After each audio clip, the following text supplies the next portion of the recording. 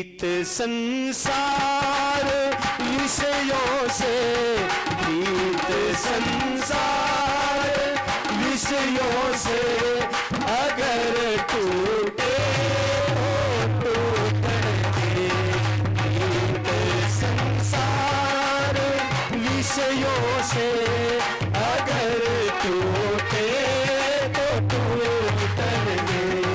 मुझे है काम भगवन से, जगत रूठे तो रूठने।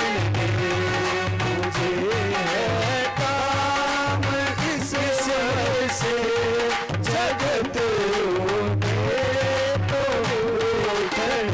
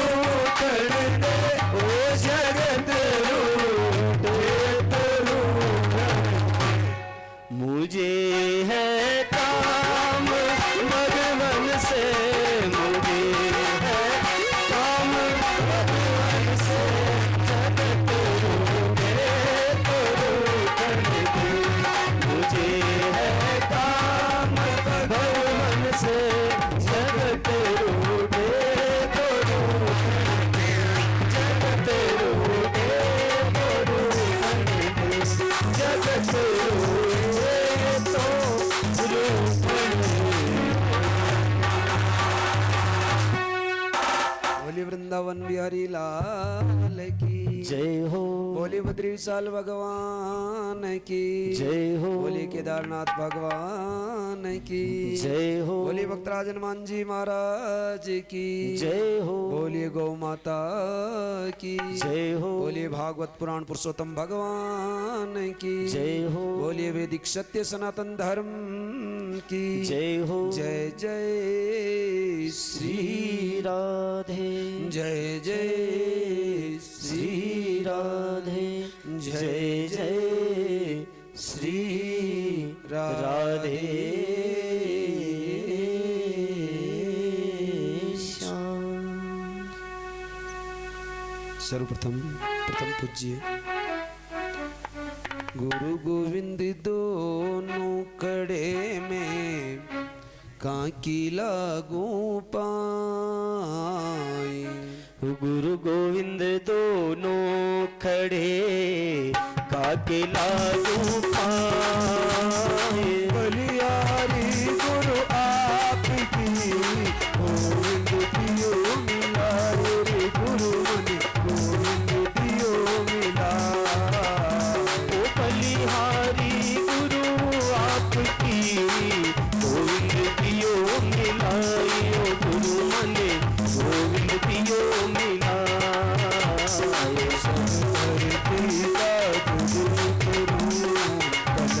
करूं बनराय।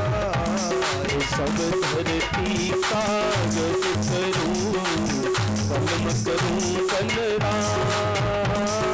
सात समुद्र की शाही करूं गुरु गुण निजाल जाए रे मनवा गुरु गुण निजाल जाए। सात समंद की शाही करूं पर गुरु गुण लिखा न जाए ओ मनवा गुरु गुण लिखा न जाए। यह तन विष की बेलरी गुरु अमृत की खान। तन विष की बेलड़ी गुरु अमृत की खान। वो शीश दिए जो गुरु मिले तो भी सस्ता जान रे मनवा तो भी सस्ता जान। तो शीश दिए जो गुरु मिले तो भी सस्ता जान रे मनवा तो भी सस्ता जान। गुरु आज्ञा से आते हैं गुरु आज्ञा से जाए। गुरु आज्ञा से आते हैं गुरु आज्ञा से जाए। वो कहे कबीर उस दास का आवागमन मिट जाए रे मनवा जन्म मरण मिट जाए। वो कहे कबीर उस दास का जन्म मरण मिट जाए रे मनवा जन्म सफल हो जाए। वो जन्म सफल हो जाए रे मनवा जगत गुरु मिल जाए। परम आदरणीय परम सम्माननीय परम श्रेष्ठ परम यशस्वी परम तपस्वी मनुष्य जीवन में अज्ञान रूपी अंधकार को मिटा करके प्रकाश रूपी ज्ञान की ज्योति जगा देने वाले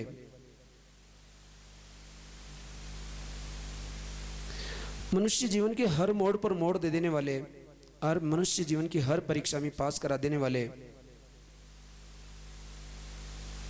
मनुष्य जीवन में आनंद रूपी बाग को सजा देने वाले एक पुष्प की तरह जीवन को खिला देने वाले इत्र की तरह जीवन में सुगंध फैला देने वाले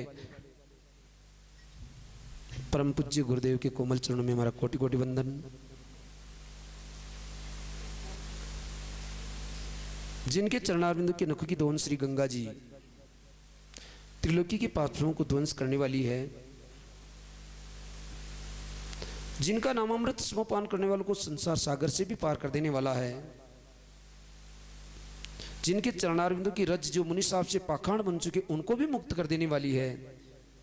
वो परमपिता परमात्मा भगवान बद्री विशाली हमारी एकमात्र गति है। जिन भगवान बद्री विशाल के अंग में संपूर्ण सृष्टि का सौंदर्य उत्प्रोत है। जिन मेरे मनसा श्याम का एक नाम लेने मात्र से पाप में आसक्त जीव भी भय से मुक्त हो जाता है।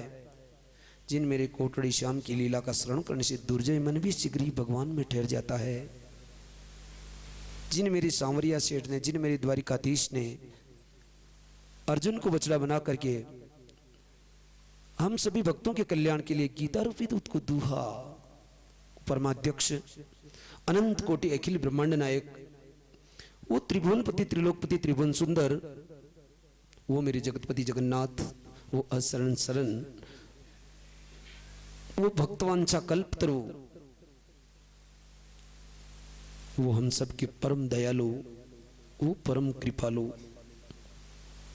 वो करुणा निधान दया निधान कृपा निधान भगवान चतुर्भुजनाथ भगवान बद्रीनाथ भगवान को मेरा कोटि कोटि दंडवत प्रणाम।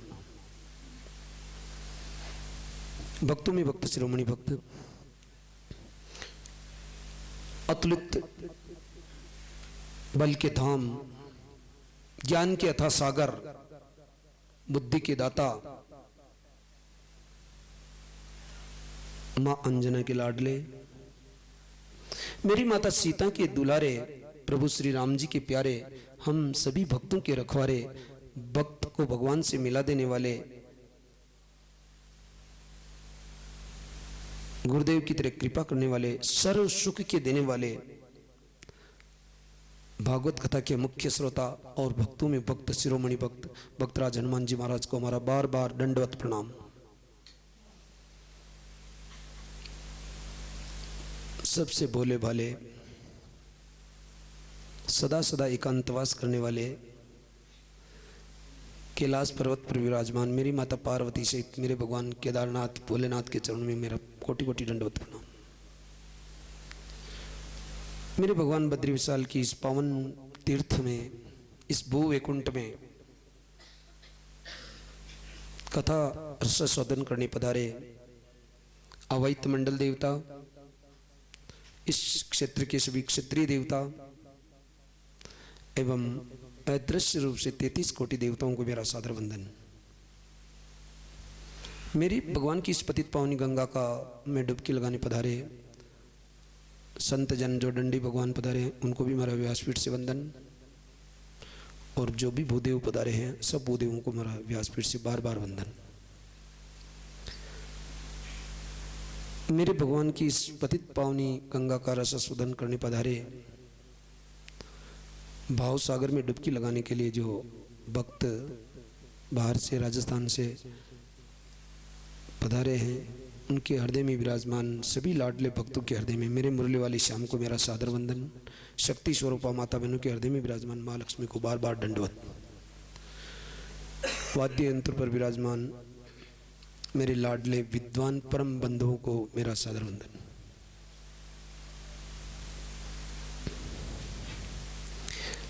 अभी हमारे माँ साहब बता रहे थे कि भाई कर्म का फल जो कर्म करेंगे इस भूमि पर अनंत गुना मिलेगा। एक अच्छा कर्म करोगे तो वो भी अनंत गुना फल देगा, और एक बुरा कर्म करेंगे तो भी अनंत गुना फल देगा। कर्म 3 प्रकार के हैं, कब फल देंगे ये भी हम आपको अब इसके बारे में विस्तार से बता देते हैं। इन्होंने कहा कि भाई फल देंगे, वो अच्छा करोगे तो भी देंगे। यहाँ आए हो हैं और जीवन में आए हो, यहाँ भी आए हैं और मनुष्य जीवन में आए हैं, तो जो भी कर्म करेंगे एक एक पल पल का हिसाब है। ऐसा कभी मत सोचना कि हमें कोई नहीं देख रहा है। हमारी 2 आंखें हैं और हमें देखने वाले की 1000 आंखें हैं। इसलिए जो भी कर्म करेंगे उनका एक पल पल का हिसाब है और उनका फल हमें मिलेगा। और फिर आप फरमा रहे थे कि मतलब यहां आने के बाद जो हम एक कर्म कर रहे हैं उसका अच्छा करेंगे तो भी अनंत गुना फल मिलेगा, और गलत करेंगे तो भी अनंत गुना फल मिलेगा। तो इसका आप विशेष तौर से इस शब्द को अपने हृदय में धारण करें कि हम यहाँ आने के बाद मान लिया जीवन में सारे कर्म गलत इतने नहीं किए हो, और वो एक बार भी वो गलत कर्म करने से पूरे जीवन के जो गलत कर्मों के उससे भी ज्यादा ये बन जाए, तो ऐसा क्यों करे राधे राधे। इसलिए और मान लिया जीवन में पुण्य का काम कम कर सके या अच्छे कर्म कम कर सके, या मान लिया एक भी अच्छा कर्म कर दिया और उसका अनंत गुना फल मिल गया, तो फिर धन्य हो गए राधे राधे। ये हिसाब होगा आगे जाकर के चित्रगुप्त जी के पास। कर्म 3 प्रकार के हैं। सबसे पहला कर्म है संचित कर्म। संचित कर्म वो कर्म है जो हम आज कर्म कर रहे हैं, चाहे हम पुण्य कर्म कर रहे हैं चाहे पाप कर रहे हैं, परंतु उसका फल आज नहीं मिल करके इस जीवन में भी न मिले, और वो आपके खाते में जमा हो जाए। जिस तरह से आप पैसा कमाते हैं, आज का कमाया हुआ पैसा आज आप खर्च न करें, कल भी खर्च न करें, आगे भी खर्च न करें, तो पिछले वालों के काम आता है। परंतु ये जो आपके खाते में धन कमाओगे, पैसा कमाओगे, वो तो पीछे की पीढ़ियों के काम आ जाएगा। परंतु जो पुण्य कमाओगे, पुण्य किसी को बेचा नहीं जाता है, पुण्य किसी को उधार नहीं दिया जाता है। पुण्य स्वयं का स्वयं के ही काम आता है। और जो ये पुण्य इस जीवन में आपको उसका फल न मिल करके, आज नहीं कल नहीं बल्कि इस जीवन में भी न मिला, तो वो चित्रगुप्त जी के पास फाइल में संचित कर्म के रूप में आपका पुण्य जमा हो जाएगा, संचित कर्म के रूप में जमा हो जाएगा। यह है पहला संचित कर्म जो आपके आगे काम आएगा, इस जन्म में नहीं आया। दूसरा है प्रारब्ध कर्म। प्रारब्ध कर्म वो कर्म है जो आप आज यहां कर्म कर रहे हैं, उसका फल आपको नहीं मिल रहा, बल्कि फिर भी उसका उल्टा फल मिल रहा। तो ये क्या कारण है? आप तो पुण्य कर्म कर रहे हैं और फिर आप दुखी क्यों हैं? और आप मतलब गलत कर्म कर रहे हैं फिर भी आप सुखी क्यों हैं? वो है जो आपका संचित कर्म चित्रगुप्त जी के पास फाइल में जमा है, उसका प्रारब्ध आपको मिल रहा है, उसका प्रारब्ध आपको मिल रहा है। आज मेहनत नहीं करते हुए भी आपको ज्यादा फल मिल रहा है, कारण कि आपका प्रारब्ध आपके काम आ रहा है। जो अभी प्रारब्ध के रूप में आप भोग रहे हैं नंदू भाई, जो अभी प्रारब्ध के रूप में आप भोग रहे हैं ना, बैठते ही पहले सब नींद निकालने लग जाओ। एक को आपको ही नहीं आ रही, बहुत सारों को आ रही। फिर पूछना, अभी ये चल रहा प्रसंग, इसमें आता है अभी कर्म। हाँ अभी बताते हैं कर्म। अभी ये चल रही यही रहा है कि जो आज आप कर्म कर रहे हैं उसका फल आज आपको नहीं मिल रहा है, ठीक है, नहीं मिल रहा, वो आपको आगे संचित कर्म की फाइल में जमा हो रहा है चित्रगुप्त जी के पास कि आपने अच्छा कर्म किया फिर भी उसका फल नहीं मिला। और मान लिया आपका बुरा कर्म भी किया तो भी आपका फल नहीं मिला, वो आपके उसके चित्रगुप्त जी के पास फाइल में जमा। आप जब दूसरे जन्म में जाएंगे और वापस आप जन्म मतलब दूसरे किसी भी योनि में आप गए और उसमें आपको अच्छे कर्म न करते हुए भी आपको मतलब आपका जीवन सुंदर है, तो वो आपका प्रारब्ध जो अच्छे कर्म किए थे पूर्व जन्म में वो आज मिल रहा है, प्रारब्ध की उससे मिल रहा है। संचित कर्म उनमें से भगवान आपको वो आपका फल दे रहे हैं। आपने पूर्व जन्म में, आप कहते हैं कि इसने ये मतलब पूर्व जन्म में कोई अच्छे कर्म थे इसलिए इसके आज ये हो रहा है, वो कर्मों का फल आपको आज मिल रहा है। आप डॉक्टर साहब बने, मान लिया आपने मेहनत कम करी या ज्यादा करी, परंतु आपका प्रारब्ध था, आपका प्रारब्ध था। जैसे आपके पास मार साहब बेटे हैं, अब ये मतलब पहले कुछ समय के लिए नौकरी ये की थी और इनको आशा नहीं थी कि मैं वापस मास्टर अध्यापक बन जाऊं, थी क्या? नहीं थी, परंतु इनका प्रारब्ध था कि इन्होंने, भगवान ने वापस इनके प्रारब्ध को इनके पास भेज दिया और ये वापस अध्यापक बन गए। गलत के सही, ये फल का उपयोग है कि भाई आप कर्म करोगे उसका फल तो मिलेगा ही मिलेगा, आज नहीं अगले जन्म में, अगले जन्म नहीं पिछले जन्म में, परंतु मिलेगा प्रारब्ध के रूप में। जो फल आज आप मेहनत ना करके आप सुंदर ढंग से जीवन जी रहे हैं वो प्रारब्ध मिल रहा है। संचित कर्मों में से आपको प्रारब्ध मिलता है। प्रारब्ध संचित कर्मों में जो आपका कोठा जमा है, जैसे आपने पैसे पहले पैसा कमा लिया, आज नहीं कमा रहे हो, अब उस पैसे में से आप आज खर्च कर रहे हो, वो प्रारब्ध है। जय। तीसरा कर्म क्रियमाण कर्म, तीसरे प्रकार का कर्म है वो क्रियमाण कर्म। और क्रियमाण कर्म 3 प्रकार के हैं। अब आप सुनना, इसमें आपको अच्छी तरह से समझ में आ जाएगा। तीसरा कर्म है क्रियमाण कर्म, वो 3 प्रकार का है, जिसमें पहला क्रियमाण कर्म वो कर्म है, आज आपने मेहनत करी और आज ही आपको उसकी मजदूरी मिल गई, मतलब जो कर्म तुरंत फल दे देवे, वो क्रियमाण कर्म का पहला कर्म। जैसे आज कोई मजदूर मजदूरी करने के लिए जाता है, 500 रुपए उसकी मजदूरी है, पूरा दिन उसने मेहनत करी और उसको 500 रुपए मिल गए। जो कर्म तुरंत फल प्रदान कर दे वो कर्म है क्रियमाण कर्म का पहला कर्म। क्रियमाण कर्म का दूसरा कर्म जो आज फल न देवे, कल भी न दे, बल्कि इसी जीवन में कुछ समय बाद फल दे देवे, वो क्रियमाण कर्म का दूसरा कर्म। कैसे कि जैसे आज एक लड़का विद्यालय में जाता है पढ़ने के लिए, वो आज पढ़ाई करने के लिए आ गया, आज तो उसको फल मिला ही नहीं। 1 महीना 2 महीना 12 महीने बाद उसका रिजल्ट आएगा, तो उसका रिजल्ट में उसको ये फल मिलेगा कि ये पास हुआ फेल हुआ। पास हुआ तो कितनी मेहनत करी, फर्स्ट डिवीजन हुआ, सेकंड डिवीजन हुआ, थर्ड डिवीजन हुआ या नॉर्मल हुआ, यही उसका रिजल्ट है। और भी उसने मेहनत करी, फर्स्ट डिवीजन पास हुआ, परंतु फिर भी उसका अभी फल तो नहीं मिला ना। 10 साल 15 साल बाद उसकी पढ़ाई पूरी होती है और वो नौकरी लग जाता है, तो वो इसी जीवन का कर्म, इसी जीवन में उसको फल दे दिया कि उसको नौकरी मिल गई। इसी जीवन का कर्म, क्रियमाण कर्म का दूसरा कर्म वो जो आज फल न दे करके इसी जीवन में उसका फल मिल जाए। जैसे बाल्यावस्था में कर्म किया या जवानी अवस्था में किया कर्म, उसका बुढ़ापे तक मरने से पहले पहले उसका फल मिल जाए, वो क्रियमाण कर्म में दूसरा कर्म। क्रियमाण कर्म में तीसरा कर्म वो कर्म जो आज भी फल न दे, कल भी न दे, बल्कि इस जीवन में ही न दे और वापस वो संचित कर्मों की फाइलों में जमा हो जाए। बाकी संचित कर्म की फाइल में कहां से आएगा? वो संचित कर्म की फाइल में जमा हो जाए जो आपको प्रारब्ध के रूप में मिले, वो है तीसरा क्रियमाण कर्म। अब आप कह रहे हैं कि भाई अच्छे कर्म और बुरे कर्म कैसे फल देते हैं? एक व्यापारी था, वैश्य, वो उसके जीवन में उसने कभी पुण्य नहीं किया। ध्यान देना, एक छोटा सा पुण्य भी आपका बहुत बड़ा आकार ले लेता है और आपके काम आ जाता है।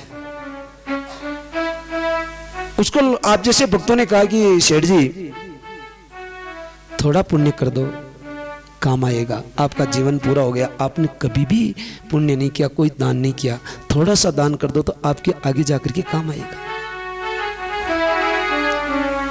उसने कहा कि अभी दान करते हैं, मरेंगे तो कब? तो फिर उसका हिसाब फालतू इतना लंबा चौड़ा भूले चुके, और अपन ऐसा नहीं करेंगे, जब मरेंगे ना तो इधर से दान किया और उधर से परमात्मा से वापस लिया, चट मंगनी पटदाल। ज्यादा लंबा चौड़ा हिसाब नहीं रखेंगे, मरेंगे तब कर देंगे। ठीक है, जीवन निकलते निकलते रोज आपके जैसे भक्त कहते कि सेठ जी अब तो दान कर देते, अब तो दान कर देते, करेंगे करेंगे करेंगे। और जब उसका अंतिम समय आया तो उसने सोचा कि ये लोग भी हमेशा कहते हैं, तो हो सकता अब अपन कर दे दान तो भी ठीक रहेगा। तो महाराज को बुलाया कि महाराज आओ मेरे दान करना है। महाराज तैयार हो, आज्ञा। सेठ जी ने सोचा कि ये एक मेरी गोमाता है, ये वैसे ही मरने वाली है, ये वैसे ही मरने वाली है, तो इसका दान कर दो महाराज को। दान लेने वाला कभी ये नहीं, लेने वालों को ये नहीं कहना चाहिए कि ये मैं नहीं लेता, ये मैं लेता। यदि ऐसा कहता तो उसको दोष लगता है। ब्राह्मण को एक बूढ़ी गाय जो उसके घर पहुंचेगी या नहीं पहुंचेगी उसका भरोसा नहीं। वो गोमाता उसके घर पहुंच जाती है। घर पहुंचने के बाद 10 मिनट वो गोमाता जिंदी रहती है और प्राण छोड़ देती है। इधर सेठ जी ने भी, जब गोमाता ने प्राण छोड़ा था उसी समय सेठ जी ने भी प्राण छोड़ दिया साथ में। और जैसे ही धर्मराज जी के वहां दूत आए, देखो स्वर्ग में जाना नरक में जाना ये धर्मराज जी के पास जाने के बाद निर्णय होता है। क्योंकि यदि आप ध्यान देना वैकुंठ में जाते हैं, वैकुंठ में भगवान के धाम में जाते हैं, तो फिर धर्मराज जी के पास जाने की जरूरत नहीं, डायरेक्ट वैकुंठ में विमान आता है और वो ले जाता है। परंतु स्वर्ग और नरक ये क्या है? स्वर्ग एक मानो तो जो अपने बड़ी बड़ी सिटियों में जाओगे ना तो 5 स्टार होटल है एक स्वर्ग। स्वर्ग क्या है? एक 5 स्टार होटल है जिसमें आप पैसा दे दे करके आराम भोग सकते, भुगतान के आराम उसमें प्रवेश नहीं कर सकते। आप भुगतान करोगे, आप 5 स्टार होटल में आराम करो। यही एक स्वर्ग है जिसमें आपका पुण्य है तब तक आप स्वर्ग में रहोगे। जैसे आपका पुण्य क्षीण हुआ वापस मृत्यु लोक में आ जाओगे।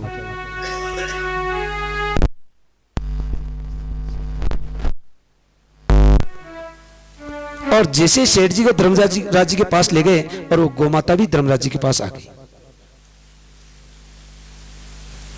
और चित्रगुप्त जी को धर्मराज जी कहते हैं कि देखो इनकी फाइल लेके आओ, कितना पुण्य किया है, और कितना पाप किया है। चित्रगुप्त जी फाइल लेकर के आते हैं और बताते हैं तो थोड़ा अफसोस करते हैं कि क्या बताऊं इनके जीवन में। थोड़ी सी आवाज को सही करना।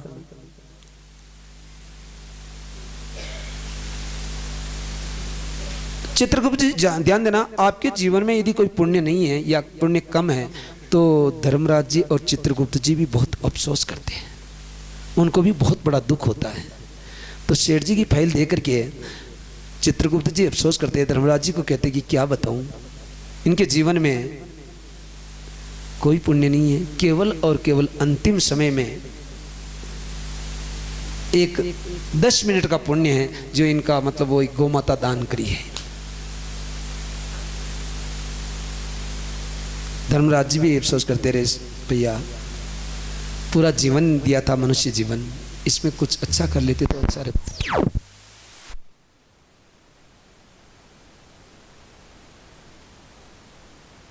मिनट का पुण्य तू पहले भोगना चाहता है तो तेरी इच्छा जो मांग, क्या मांगना चाहता, जो तू कहेगा वो वैसा तुझे मिल जाएगा आराम।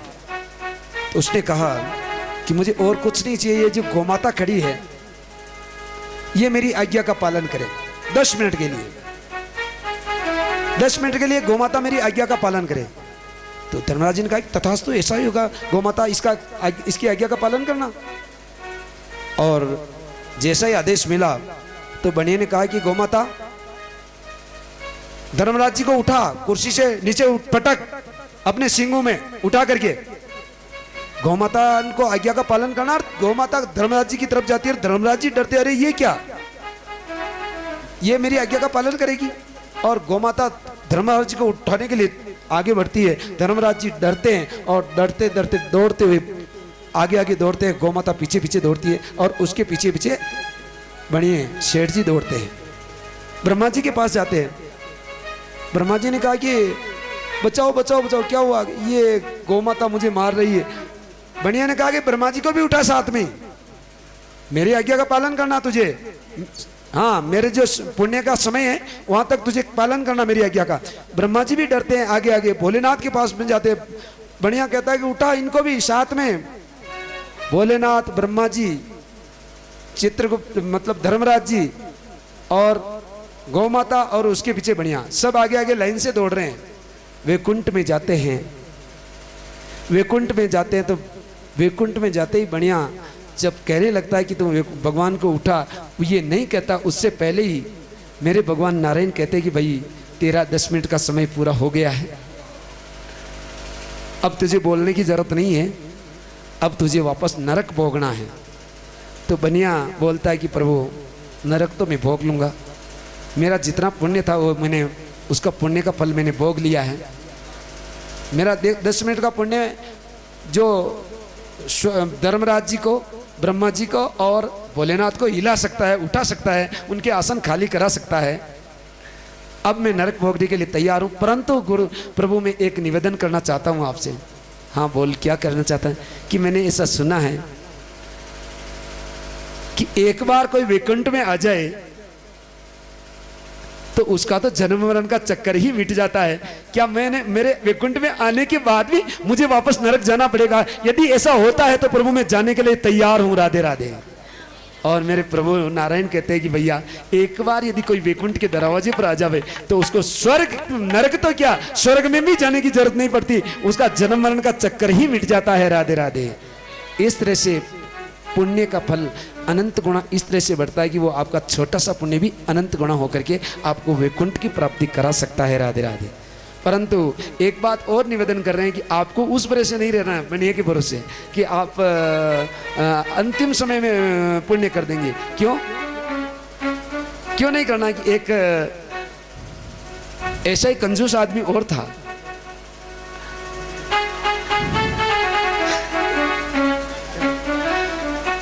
उसको भी कहते थे भाई पुण्य करो के बाद में करेंगे, अभी नहीं, बाद में करेंगे। तो जब आपके हाथ में चाबी है, जब तक आप पुण्य कर सकते हैं, ध्यान देना, और जब आपके हाथ से चाबी निकल जाती है तो आप पुण्य करने के अधिकारी नहीं रहते हैं, फिर एक मजबूरी हो जाती है। तो उस आदमी ने पुण्य किया नहीं और धन को छिपाने के तो कई तरीके होते हैं, दीवारों में पैक कर देते हैं लोग, अलमारियों में पैक कर देते हैं। खूब आप जैसे भक्तों के कहने पर भी उसने धर्म कर्म नहीं किया। अब बुढ़ापा आया, शरीर का कोई भरोसा नहीं होता, शरीर कभी भी किसी स्थिति में जा सकता है, किसी भी स्थिति में। कभी मुंह की बोली बंद हो सकती है, कभी हाथ पैर काम करते हुए रुक सकते हैं, कभी दिमाग काम करता हुआ रुक सकता है, और वो कंजूस पैरालिसिस में आ जाता है, बोल नहीं सकता। अब आप जैसे बंधु आते हैं, उन्होंने कहते हैं कि देखो हमने पहले आपको खूब कहा था थोड़ा धर्म कर दो, थोड़ा धर्म कर दो, फिर आपने हमारी सुनाई नहीं की। अब भी मौका है, अब भी मौका है, अब भी धर्म कर दो। तो अब वो बोल नहीं सकता है, इशारा करता है, वहां धन रखा जो अब तुम कर दो तुम्हारे हाथ से, अब मैं चल नहीं सकता, मैं मेरे हाथ पैर काम नहीं कर सकते, मेरा धन वहां पड़ा। मतलब अब ये इशारा कर रहा, अब समझते नहीं। तो आप जैसे कोई भाई लोग गए थे तो उन्होंने कहा कि ये क्या बता रहे हैं, हम नहीं समझ रहे।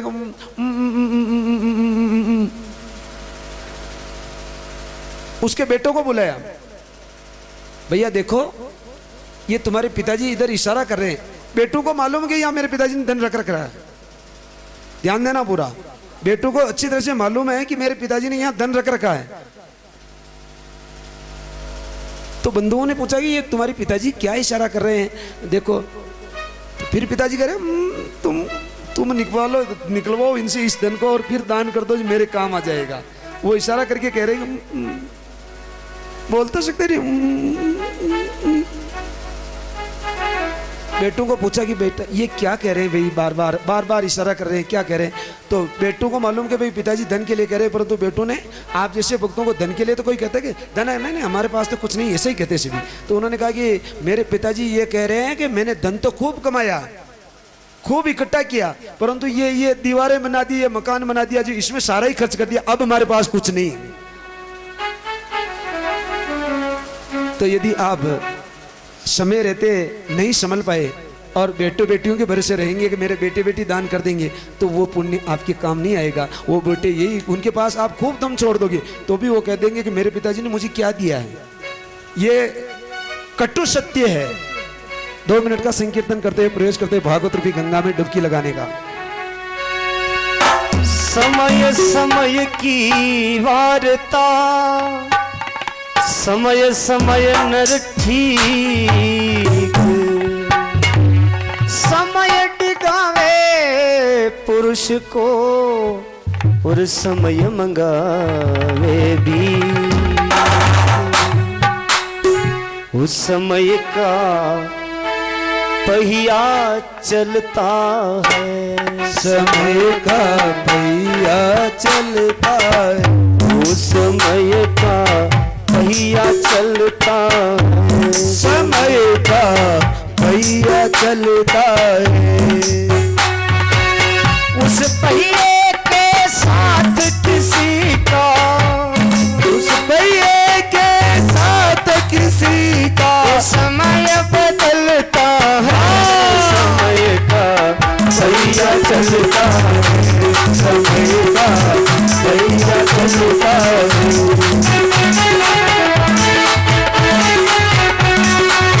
उस पहिए के साथ किसी का, उस पहिए के साथ किसी का समय बदलता है रे, समय का पहिया चलता है, समय का पहिया चलता है।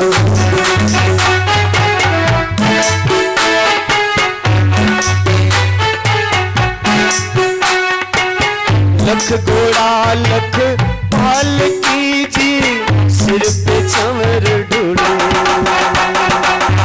लख घोड़ा लख पाल की, सिर पे चंवर ढूंढे। सत्यवादी राजा हरिचंद्र देखो, नीच कर नीर भरे। अरे सत्यवादी राजा हरिचंद्र देखो, नीच कर नीर भरे। उस राजा के लाल को देखो, उस राजा के लाल को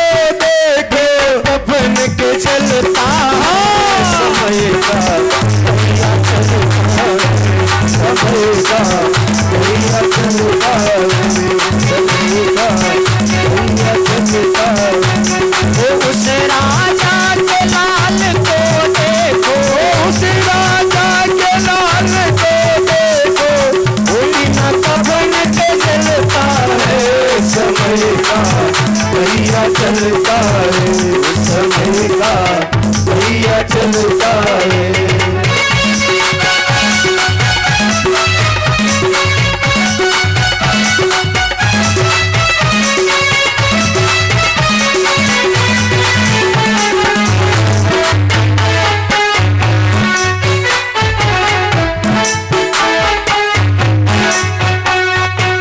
भरी सभा में द्रुपद सुता को लाया अभिमानी। अरे भरी सभा में द्रुपद सुता को लाया अभिमानी। भीष्म कर्ण और द्रोण बैठे एक नहीं मानी।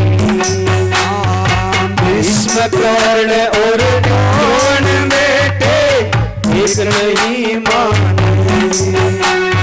पांचों पति द्रौपदी के देखो, पांचों पति द्रौपदी के देखो, मुख नीचे करता है समय का भैया चलता है, समय का भैया चलता है, समय का भैया चलता है।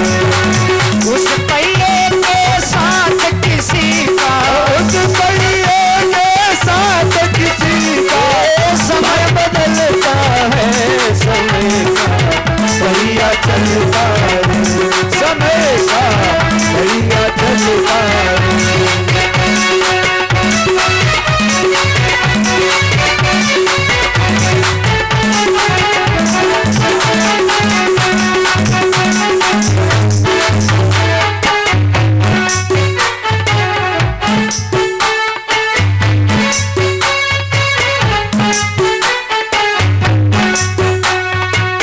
हाथ जोड़ कर अर्ज करे वो मंदोदरी रानी। अरे हाथ जोड़ कर अर्ज करे वो मंदोदरी रानी। बार बार समझाया रावण को एक नहीं मानी। बार बार समझाया रावण को एक नहीं मानी। धर साधु का बेस रावण, धर साधु का बेस रावण, सिया को छलता है भैया चलता है, भैया चलता है। धर साधु का बेस रावण, धर साधु का बेस रावण, सीता को छलता है समय का भैया चलता है, समय का भैया चलता है। उस पहिए के साथ किसी का, उस पहिए के साथ किसी का भाग्य बदलता है, समय का भैया चलता है, समय का भैया चलता है।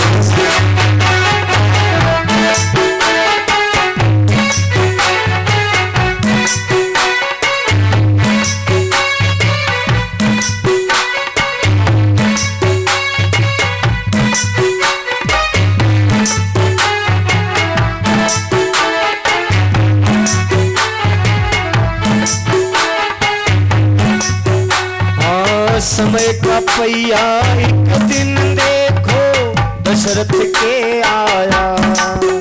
हाँ, समय का पहिया एक दिन देखो दशरथ जी के आया। सरयू नदी के तीर खड़ा वो बाण चलाया। अरे सरयू नदी के तीर खड़ा वो बाण चलाया। लगा तीर श्रवण के देखो, लगा तीर श्रवण के देखो, बाण निकलता है समय का भैया चलता है,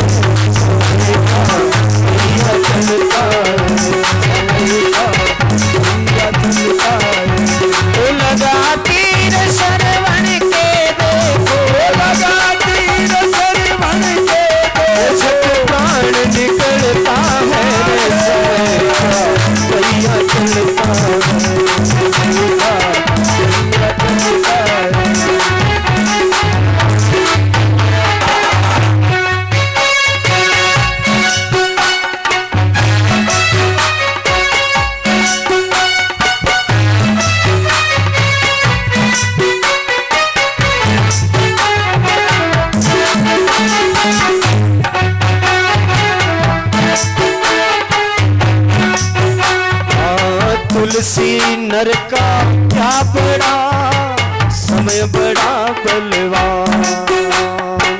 तुलसी नर का क्या बड़ा है, समय बड़ा बलवान। बाबा लूटी गोपियां, वही अर्जुन वही राम। बाबा लूटी गोपियां, वही अर्जुन वही राम। ओ समय से चलता देखो भैया, समय से चलता देखो भैया, उस सिभान निकलता है भैया चलता है।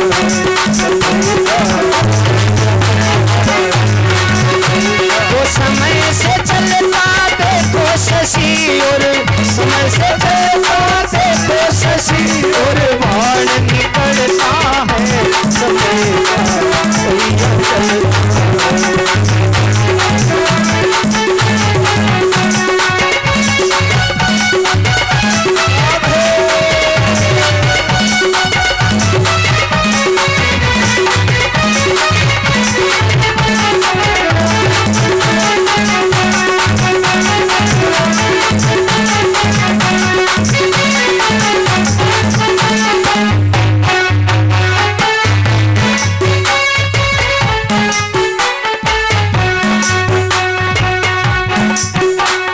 समय बड़ा बलवान है, समय समय की समय बड़ा बलवान है, समय समय की कोई दिना में दिन बड़ा, कोई दिना में कोई दिना में दिन बड़ा, और कोई दिना में जो भी राम नाम है रटता, जो भी राम नाम में रटता, जो भी राम नाम को रटता, जो भी राम नाम को रटता, पार उतरता है समय चलता है, भैया चलता है समय चलता है। उस पहिए के साथ किसी का, उस पहिए के साथ किसी का भाग्य बदलता है रे समय का भैया चलता है, समय का भैया चलता है, समय का भैया चलता है, समय का भैया चलता है। बोलिए वृंदावन बिहारी लाल की जय हो। सुखदेव स्वामी राजा परीक्षित को कथा सुनाते हुए आज पंचम दिवस की कथा में प्रवेश कर रहे हैं। चतुर्थ दिवस की कथा में आपने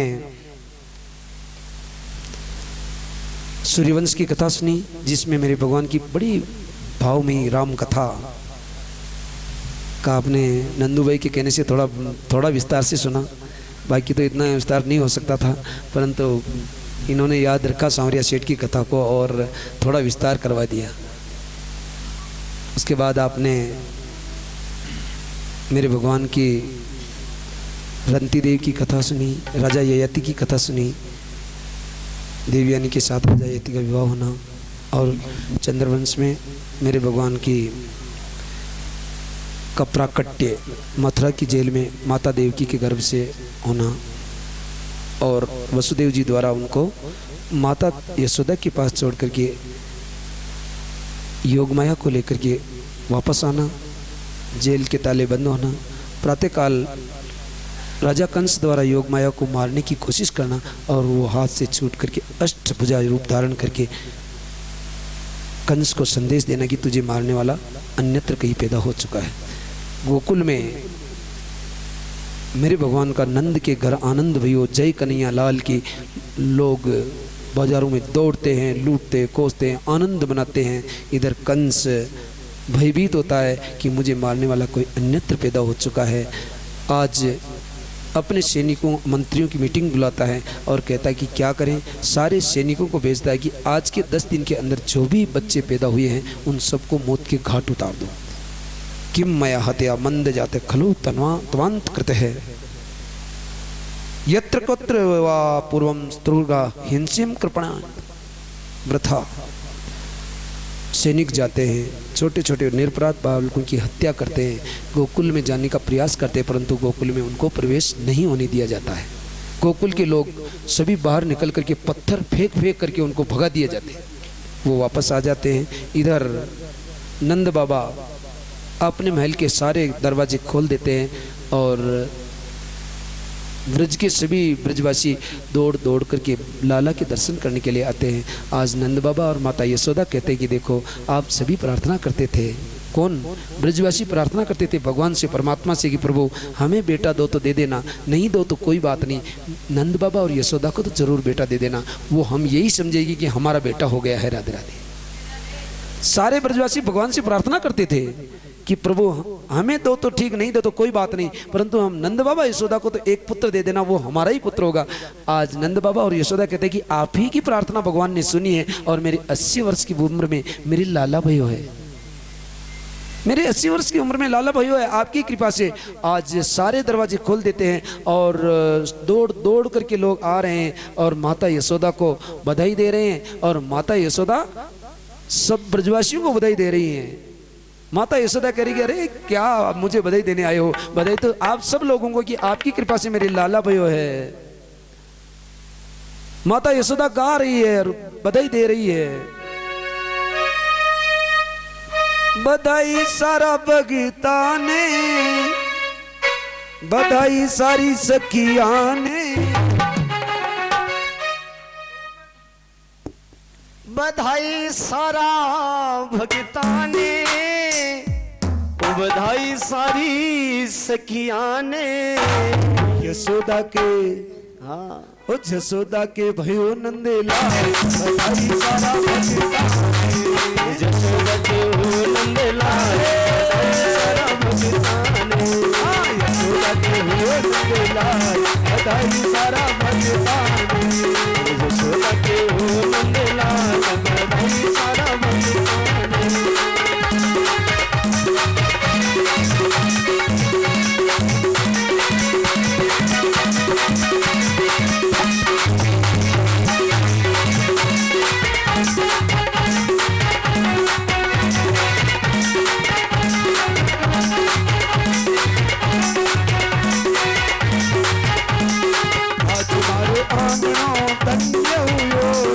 आज मारो आंगणो धन्य हुयो है। कानूड़ा को जन्म हुयो, कानूड़ा को जन्म हुयो आज मारो आंगणो यो धन्य हुयो। आज मारो आंगणो धन्य हुयो काना को तो जन्म हुयो, काना को तो जन्म हुयो। छोड़ दे बेकार, बधाई सारा भगता ने। नाचो दे बेताल, बधाई सारा भगता ने।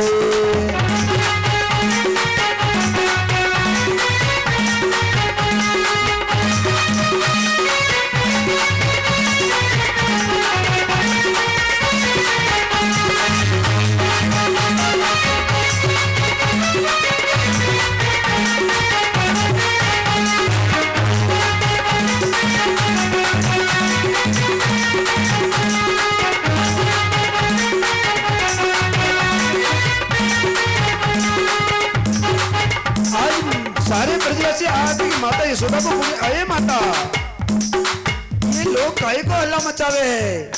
कहा भयो है? ओ माता ये लोग हल्ला काहे को मचावे है? कहा भयो है? माता यशोदा करे, तुम्हें मालूम नहीं? अरे तुम्हें मालूम नहीं है क्या? अरे खुशखबरी में तो सबने सुनावा, खुशखबरी में सबने सुनावा। नाचा रे गावा में तो मौज मनावा, नाचा गावा मौज मनावा।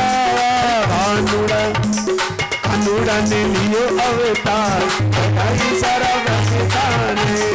कानूड़ा ने लियो अवतार, बधाई सारा भगता ने।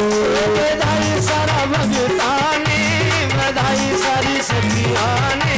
बधाई सारा भगता ने, बधाई सारी नगरी ने। बधाई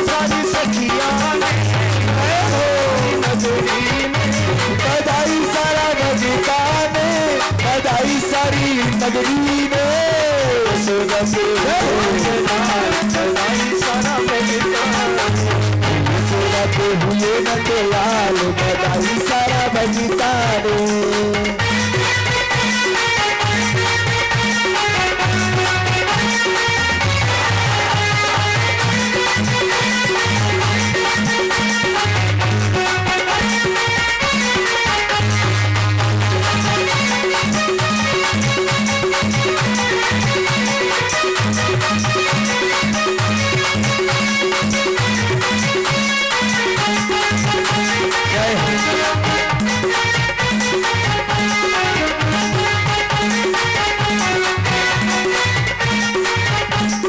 ब्रजवासी पूछ रहे हैं माता आपके लाला भयो है?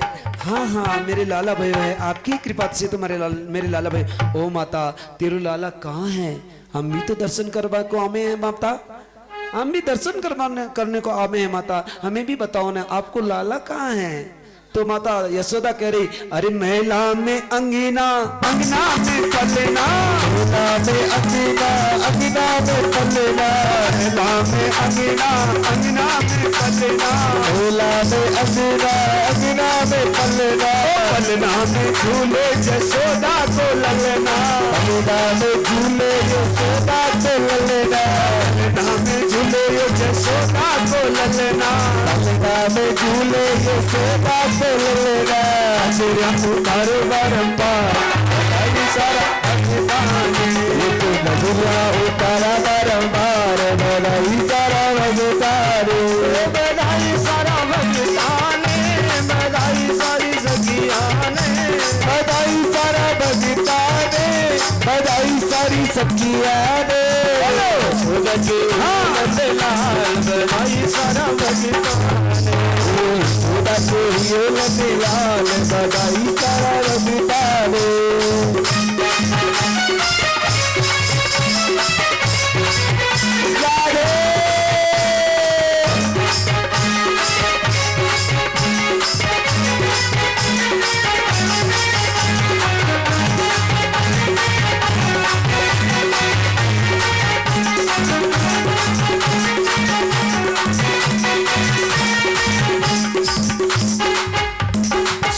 आज सारे लोग गरीब लाला के दर्शन करके वापस दौड़ के जा रहे हैं और जाते जाते जो लोग दर्शन करने के लिए नहीं आए थे वो पूछे अरे भैया इतना हल्ला क्यों हो रहा है बाजार में, दौड़ रहे हैं आ रहे हैं जा रहे हैं, क्या बात है भाई, कहा भैया भाई? तो आज सारे लोग कह रहे अरे तुम्हें मालूम नहीं है क्या? अरे नंद बाबा के लाला भयो है, अरे भैया माता यशोदा के लाला भयो है। तो जो लोग नहीं आए थे वो सारे चौराहों पर इकट्ठे हो रहे हैं, आवाज मत करो, जो लोग नहीं आए थे वो चौराहों पर इकट्ठे हो रहे हैं और कह रहे हैं क्या? अरे नंद बाबा की लाला भयो है, हाँ नंद बाबा की लाला भयो। अरे चालो रे नंद बाबा घर चाला, चालो रे नंद बाबा घर चाला, चालो रे नंद बाबा घर चाला, चालो रे नंद बाबा घर चाला। कानूड़ा का दर्शन पावा, कानूड़ा का दर्शन पावा, लाला का अपन दर्शन पावा, लाला का अपन दर्शन पावा। पूजा करला बारंबार बधाई सारा भगताने, पूजा करला बारंबार बधाई सारा भगताने। यशोदा के हुए नंदलाल बधाई सारा भगताने, यशोदा के हुए नंदलाल बधाई सारा भगताने।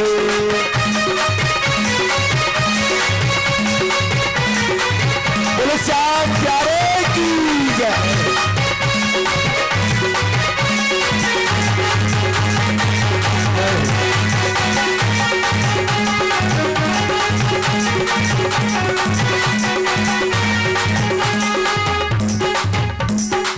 वृंदावन बिहारी लाल की जय हो।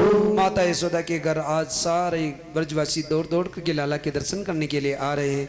इधर नंद बाबा सांडिली गुरु को बुलाते हैं और सांडिली गुरु को बुला करके आज जात कर्म संस्कार करवाते हैं। वाचिस्ताम स्वस्थ जन्म जात कर्मात्मजस्य वे कार्यमास विदितम पितृदेवार्चनम तथा आज जात कर्म संस्कार किया जाता है। नंद बाबा ब्राह्मणों को दान करते हैं। क्या दान करते हैं? देनु नाम नियते प्रादात विप्रेप्य संलंकृत है। देनो नाम गौमाताएं, लाखों गौमाताएं दान करते, परंतु ऐसे नहीं। कैसे? जो गौमाता भरपूर दूध देती है, जिसके बछड़ा दूध पीता है, उनको भी ऐसे नहीं। उनके सींगों को सोने से मंडवाए जाते हैं, खुरों को चांदी से सजाए जाते हैं और फिर दान दिए जाते हैं। और अकेली गौमाता ही नहीं, धेनु नाम नीति प्रादात विप्रेप्य संलंकृते तिलाद्रिनम सप्त रत्नों, 7 को अम्बरात वरदान है। तिल के पहाड़ बना बना करके उनको स्वर्ण मंडित करके आज नंद बाबा अपने जीवन की खुशी मना रहे हैं कि मेरे जीवन ये धन किस काम का, इस ये पुण्य से तो मेरे लाला भयो है। आज नंद बाबा के घर जन्मोत्सव मनाया जाता है। जन्मोत्सव मनाते मनाते काफी समय निकल जाता है। एक दिन नंद बाबा यशोदा दोनों बात करते हैं। यशोदा, सभी हम जन्मोत्सव मना रहे हैं, परंतु रोहिणी जन्मोत्सव में नहीं आई है। माता यशोदा ने भी कहा कि मुझे भी याद नहीं आई थी, रोहिणी ने मुझे भी नज़र नहीं आई। पूरे ब्रजवासी, पूरी भीड़ में मुझे पता ही नहीं लगा कि रोहिणी है कि नहीं। आज नंद बाबा और यशोदा दोनों रोहिणी के पास जाते हैं और कहते हैं कि तुम जन्मोत्सव क्यों नहीं आई? हम दोनों पुत्रों का जन्मोत्सव मना रहे हैं, तुम्हारे पुत्र का भी जन्मोत्सव मना रहे हैं और हमारे पुत्र का भी मना रहे हैं, आप क्यों नहीं आई? परंतु उसके कंठ भर जाते हैं। रोहिणी च महाभागम नंद गोपुर विनंदिता व्यचरत दिव्यवास स्त्रकंठ भरणभूषिता, उसके कंठ भर जाते हैं, मैं नहीं चलूंगी। उन्होंने कहा कि क्यों नहीं चलोगी? मैं नहीं चलूंगी क्योंकि मेरे पति जेल में हैं और मैं यदि यहाँ उत्सव मनाऊँ तो मुझे मेरा पतिव्रत धर्म नष्ट हो जाता है, इसलिए मैं उत्सव मनाने के लिए नहीं चलूँगी। आज नंद बाबा के मुख से निकल जाता है कि रोहिणी क्या बात कर रही हो, हम हमारे बच्चों का जन्मोत्सव नहीं मना रहे हैं, तो भगवान की कृपा हुई है और परमात्मा की कृपा के कारण हम तो परमात्मा का उत्सव मना रहे हैं। चलो आज परमात्मा का उत्सव मनाने के लिए आज रोहिणी ऐसा कहती आती है और बड़े धूमधाम से मेरे लाडले दोनों लालों का आज जन्मोत्सव मनाया जाता है। इधर जन्मोत्सव मनाते मनाते नंद बाबा को याद आती है कि मैं कंस को टैक्स चुकाना है और मैं टैक्स चुकाने के लिए जाऊंगा। गाड़ियों में माल भर करके कंस को टैक्स चुकाने के लिए जाते हैं।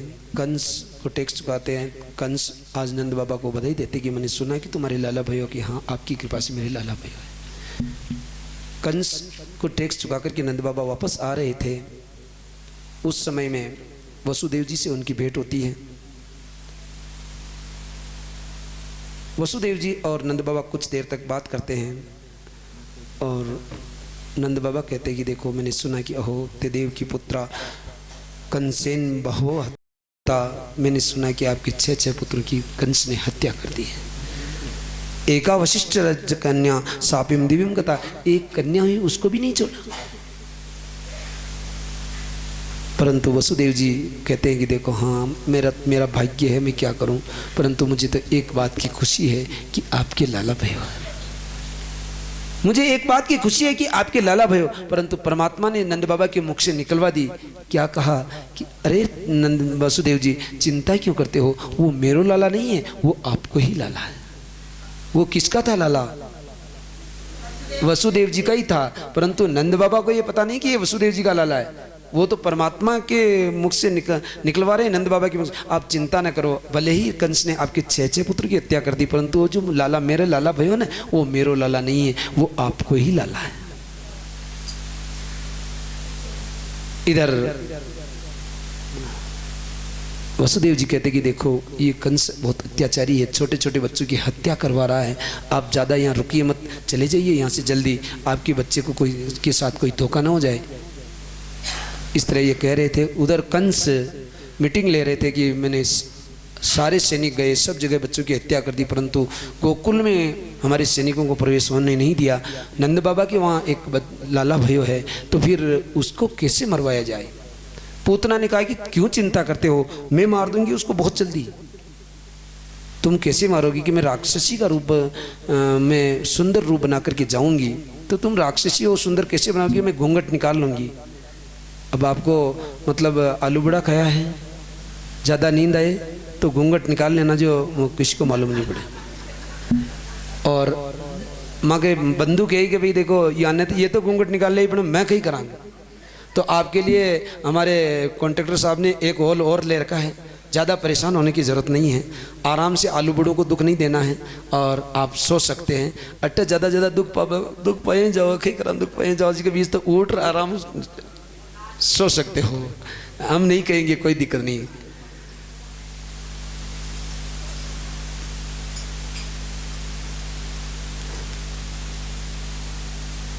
पूतना ने कहा कि मैं सुंदर रूप बना करके जाऊंगी, मेरा मुंह है राक्षसी का मुंह है, पहचानेंगे तो मैं घूंघट निकाल लूंगी। अच्छा तो तुम कैसे मारोगी? मैं स्तन पर जहर लगा के जाऊंगी और उसको स्तनपान करवाऊंगी, तुरंत मार करके वापस आ जाऊंगी। अब तो कंस खुश हो जाते हैं, वो कहते हैं कि तुम जाओ, जल्दी जाओ और तुम उस लाला को मार के आओ, जो तुम मांगोगी जो मैं तुम्हें दे दूंगा। पूतना आती है, जैसे ही पूतना अंदर प्रवेश करती है, सुंदर रूप बना करके आई थी। माता यशोदा लाला के पास थी और गोपी समझ करके पूतना को आज माता यशोदा कहती आइए आइए, आप कहाँ से आई? मैं ब्रज से ही आई हूँ, मैं गोपी हूँ, मुझे पता लगा कि आपके लाला भयो है। हाँ मेरे लाला भयो आपके आशीर्वाद, मैं उसको आशीर्वाद देने के लिए आई हूँ, आप आशीर्वाद दो मेरे लाला को। मेरा लाला पलने में सो रहा है, आप आशीर्वाद दो, मैं आपके लिए जलपान की व्यवस्था करती हूँ। माता यशोदा जलपान की व्यवस्था करने में लग जाती है। इधर पूतना सोचती कि बस हो गया काम, अब मैं अकेली हूँ, अब लाला अकेला है और मैं भी अकेली हूँ, बस मुझे कुछ मेहनत करने की ज़रूरत नहीं है। और जैसे ही पलने में मेरे भगवान के ऊपर नज़र डालती है, मेरे भगवान आंखें बंद कर लेते हैं। आंखें बंद करने का पूर्वाचार्य ने कारण बताया कि पहला कारण तो ये था कि तू मेरी माँ बन करके आई है, तू मुझे स्तनपान करवाएगी, तू मेरी माँ बन करके आई। जो स्तनपान एक बार को स्तन मुँह में दे दे वो माँ हो जाती है, तो तू मेरी माँ बन करके आई है, फिर भी मुझे मारना पड़ेगा, एक माँ को मारना अच्छा नहीं होता, इसलिए मेरे भगवान ने आंखें बंद कर ली, ये तो गलत हो जाएगा, नहीं मारूं तो तेरी राक्षस योनि नहीं छूटेगी, इसलिए मुझे मारना ही, एक माँ को मारना पड़ेगा मेरे हाथ से, इसलिए मेरे भगवान ने आंखें बंद कर ली।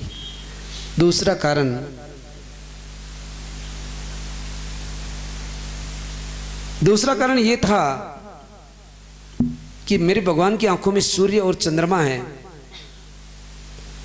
सूर्य और चंद्रमा कहते हैं कि जो मेरे परमात्मा के दर्शन करने के लिए जो आंखें बार बार तड़पती है, लालायित रहती है कि मेरे भगवान के दर्शन कब हो, उन परमात्मा को मारने के लिए तू आई। तो सूर्य और चंद्रमा कहते हैं कि ऐसी दुष्टा को हम नहीं देखना चाहते, इसलिए मेरे भगवान की आंखें बंद हो जाती है। तीसरा कारण यह भी था कि मैं जब राम अवतार लेकर के आया था तब भी मुझे ताड़का से मुहूर्त करना पड़ा स्त्री जाति से, और अब मैं कृष्ण अवतार लेकर के आया, फिर अब पहली बार स्त्री जाति से ही मुझे मुहूर्त करना पड़ेगा। एक स्त्री को एक पुरुष मारे ये अच्छा नहीं होता है, इसलिए मेरे भगवान ने अपनी आंखें बंद कर ली। चौथा कारण ये था कि मैं तो माखन लीला करने के लिए आया था, मैं तो माखन लीला करने के लिए आया था, मैं जहर बिना नहीं आया यहाँ, तो आज मुझे माखन तो मिला ही नहीं अभी, और पहले जहर से मुहूर्त करना पड़ेगा। तो मेरे भगवान ने आंखें बंद कर ली, मैं जहर पीना नहीं चाहता, मैं तो माखन लीला करने के लिए आया था। पांचवा कारण ये था कि जो हम भजन करते हैं भगवान के तो आंखें बंद करके करते हैं। किसी भी भगवान का ध्यान करो, अब आंखें खुली रखोगे तो यहाँ भगवान बद्रीनाथ के दर्शन करना मुश्किल होता, बल्कि आंखें बंद करके ज्ञान चक्षु खोल करके देखोगे। चरम चक्षु से संसार दिखता है, ध्यान देना। मनुष्य की 4 आंखें होती हैं, हम सबके 4 आंखें हैं। अब नहीं हो तो आप बताना कि भाई है कि नहीं, गलत है कि सही है। ये 2 आंखें हैं, इन 2 आंखों से यहाँ जो बैठे बैठे हैं, जहाँ तक आपकी नज़र पहुँचेगी तब तक आपको संसार नजर आएगा। और फिर यहाँ बैठे हो बद्रीनाथ धाम में और आंखें बंद करो, और आंखें बंद करके यहाँ बैठे बैठे मेरे भगवान मनसा श्याम, मेरे कोटड़ी श्याम के दर्शन करो। हो सकते कि नहीं हो सकते, ये बताओ। हो सकते हैं। वो किससे? चर्म चक्षु से नहीं हो सकते, वो ज्ञान चक्षु से हो सकते हैं। 4 आंखें हैं, 2 चर्म चक्षु और 2 ज्ञान चक्षु। ज्ञान चक्षु की दिव्य दृष्टि होती है और चर्म चक्षु की केवल सीमित दृष्टि होती है।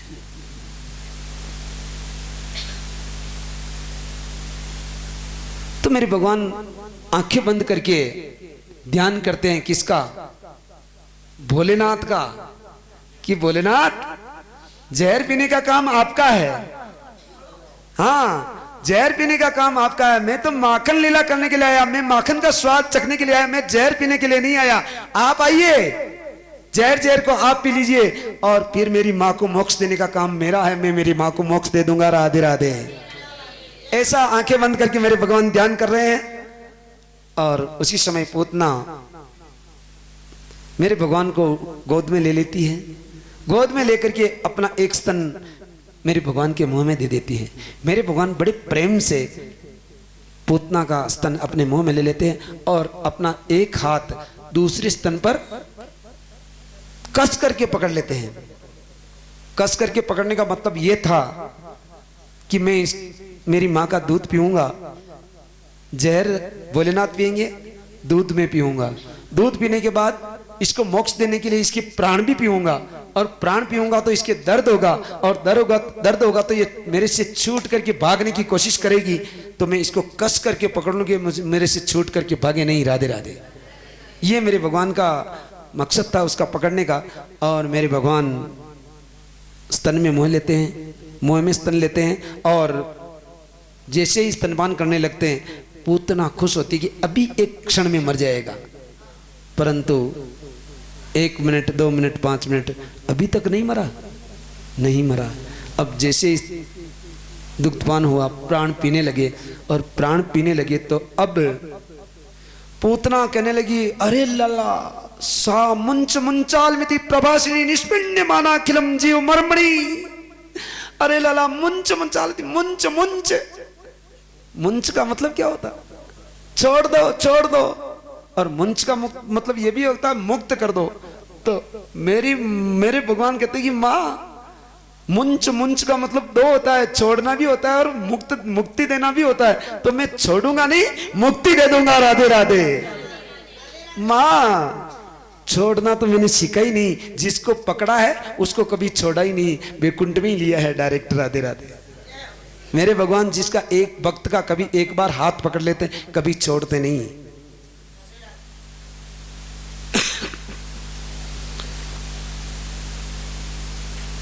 अब तो पूतना कहती रे लाला मुंच मुंच, माता नहीं छोड़ूंगा, मुक्ति देकर के ही छोड़ूंगा। पूतना अपने स्वरूप में आ जाती है और स्वरूप में आकर के आकाश में उड़ती है। मेरे भगवान वक्षस्थल पर है और मेरे भगवान भी सोचते हैं कि यहाँ मारूंगा तो मेरी पूरी गोकुल नगरी नष्ट हो जाएगी, नहीं तो इसको गांव के बाहर ले लो। गांव के बाहर लेते हैं और आकाश में फिर मेरे भगवान प्राण पीने लगते हैं। तो अब पूतना के प्राण चले जाते हैं। पूतना धड़ाम से नीचे गिरती है। 18 किलोमीटर के एरिया में पूतना का शव पड़ता है। राधे राधे। मेरे भगवान वक्षस्थल पर है। इधर माता यशोदा देती है, अरे मेरे लाला, मेरो लाला, लाला कहाँ है? सारी गोपियां दौड़ दौड़ कर, अरे माता यशोदा लाला कहाँ है? लाला, एक गोपी आई थी आशीर्वाद देने के लिए, लाला कहाँ है? सारे गोपी सारे ब्रजवासी दौड़ दौड़ करके गोकुल से बाहर आते हैं और बाहर देखते तो पूतना का शव पड़ा हुआ है और लाला वक्षस्थल पर खेल रहे हैं। आहा, आज सभी लोग माता यशोदा को खरी खोटी सुनाते हैं। अरे माता यशोदा, तुम ऐसे हर किसी के भरोसे लाला को छोड़ देती हो, तुम्हें शर्म नहीं आती? माता यशोदा भोली भाली है। माता यशोदा कहती कि मैंने तो विश्वास किया था, गोपी कह रही थी कि मैं आशीर्वाद देने के लिए आई थी, इसलिए मैंने छोड़ा था। आज नंद बाबा भी आ जाते हैं और आते तो देखते हैं मेरे भगवान का आज गोमूत्र से, गोबर से उनका शरीर को पूरा लेप करते हैं और गोमूत्र से उनको स्नान करा करके वापस घर लाते हैं। पूतना के शरीर के टुकड़े टुकड़े करके यमुना में उसको प्रवाहित करते हैं। राक्षसों का शरीर जब मरने के बाद दुर्गंध देता है, राक्षसों के शरीर से जीते हुए भी दुर्गंधी आती है, परंतु पूतना के शरीर से सुगंध आ रही थी। क्यों? कि मेरे भगवान का स्पर्श हो चुका है। जो एक बार मेरे भगवान से स्पर्श हो जाए उनका शरीर सुगंधमय बन जाता, जीवन ही सुगंधमय बन जाता है। मेरे भगवान के चरणारविंद की कोई प्राप्ति कर ले, उनके जीवन में कभी दुर्गंध आने का प्रश्न ही नहीं उठता। राधे राधे। एक बार मेरे भगवान के चरणारविंदों की प्राप्ति हो जाए बस।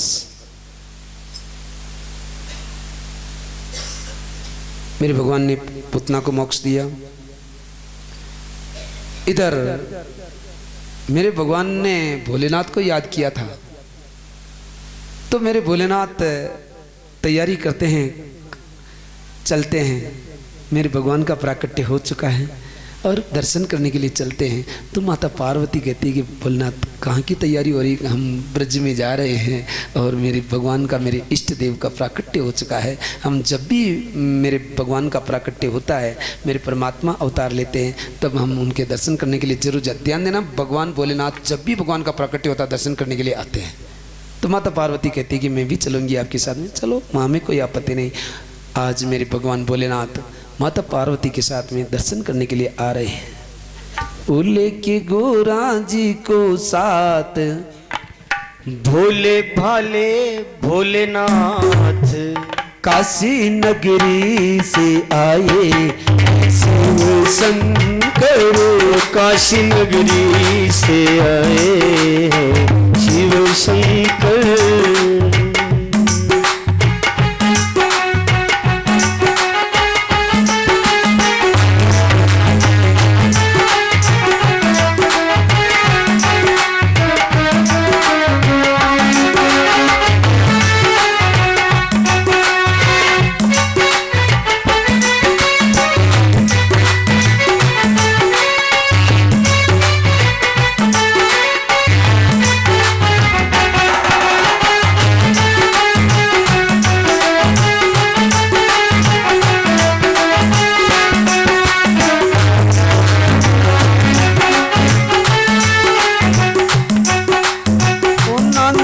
सवार होके डमरू बजाते, पे सवार होके डमरू बजाते, चल आ रहे हैं बोले हरि गुण गाते।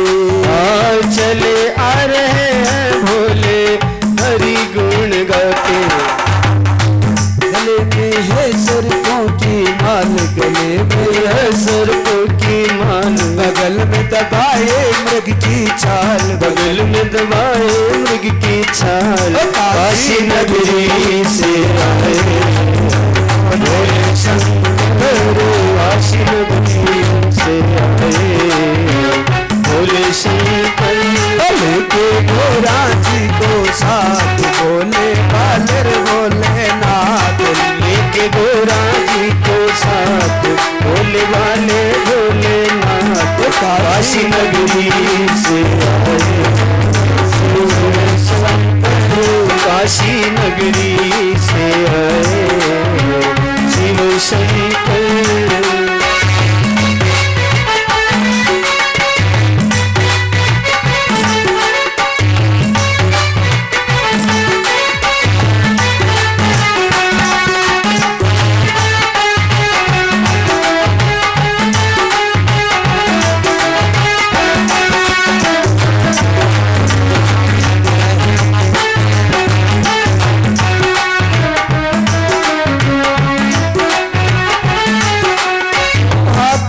त्रिशूल लिए बस मीरा माए, हाथ में त्रिशूल लिए बस में रमाए।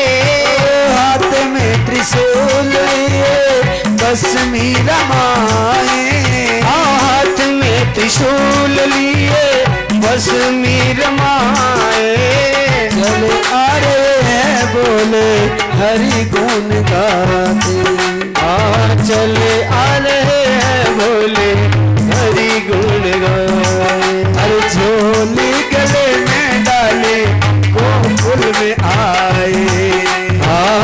चोली गले में डाले गोकुल में आए। जाकर पहुँचे नंद जी के द्वार, जाकर पहुँचे नंद जी के द्वार। बोले बोले नाथ, बोले बोले नाथ। जाकर पहुँचे नंद जी के द्वार, जाकर पहुँचे नंद जी के द्वार। बोले रे बोले नाथ, बोले बोले नाथ। काशी नगरी से आए भोले शंकर। ये गोरा जी को साथ, बोले बाले रे बोले नाथ।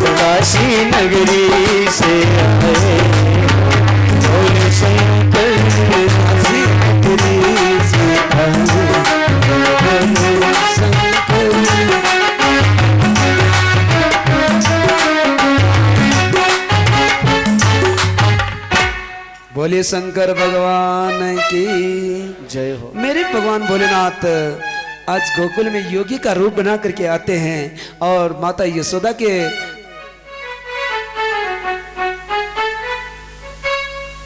गोकुल के बाजार में नाचते घूमते जा रहे हैं, गलियों में शोर मचाते हुए जा रहे हैं आज मेरे भगवान भोलेनाथ। जैसे ही मेरे भगवान भोलेनाथ माता यशोदा के दरवाजे पर जाते हैं और अलग जगाते हैं, अलग निरंजन। माता यशोदा दौड़ करके आती है, ओ महाराज पधारिए पधारिए, मैं आपकी क्या सेवा करूं। मेरे भगवान भोलेनाथ कहते कि माता हमने सुना कि आपके लाला भैया है। हाँ हाँ महाराज, आपकी कृपा से मेरे लाला भैया हैं। तो मैं आप मेरे गुरुजी की का ऐसा आदेश है कि आपके लाला भैया है, मैं आपके लाला के दर्शन करने के लिए आया हूँ। माता आपके लाला के दर्शन करा दूँ। माता ऐसा कहती, अरे महाराज क्या बात कर रहे हो, रुको रुको, मैं आपको बड़ी भेंट लेकर के आती हूँ, आपको भेंट दे दूंगी, सोना चांदी जो भी आपको चाहिए मैं भेंट दे दूंगी। महाराज आप रुको, मैं मेरे लाला की दर्शन नहीं करा सकती, मेरे लाला डर जाएगा, मेरा लाला डर जाएगा, मैं आपको लाला के दर्शन नहीं कराऊंगी। वो दिखाओ को लाडलो नजर लग जाए, दिखाओ को लाडलो नजर लग जाए, ओ नजर लग जाए, जुलम हो जाए, नजर लग जाए, जुलम हो जाए, दिखाओ को लाडलो नजर लग जाए, दिखाओ को लाडलो नजर लग जाए।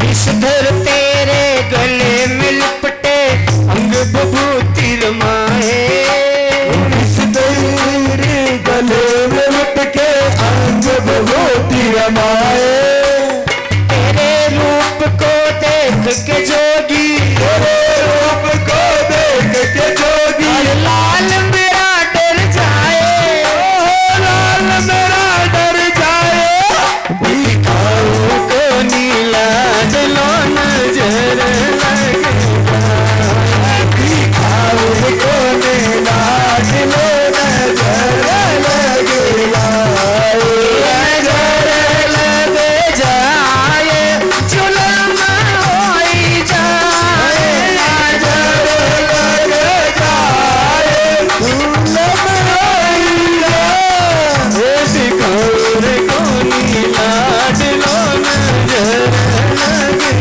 जाए, दिखाओ को लाडलो नजर लग जाए।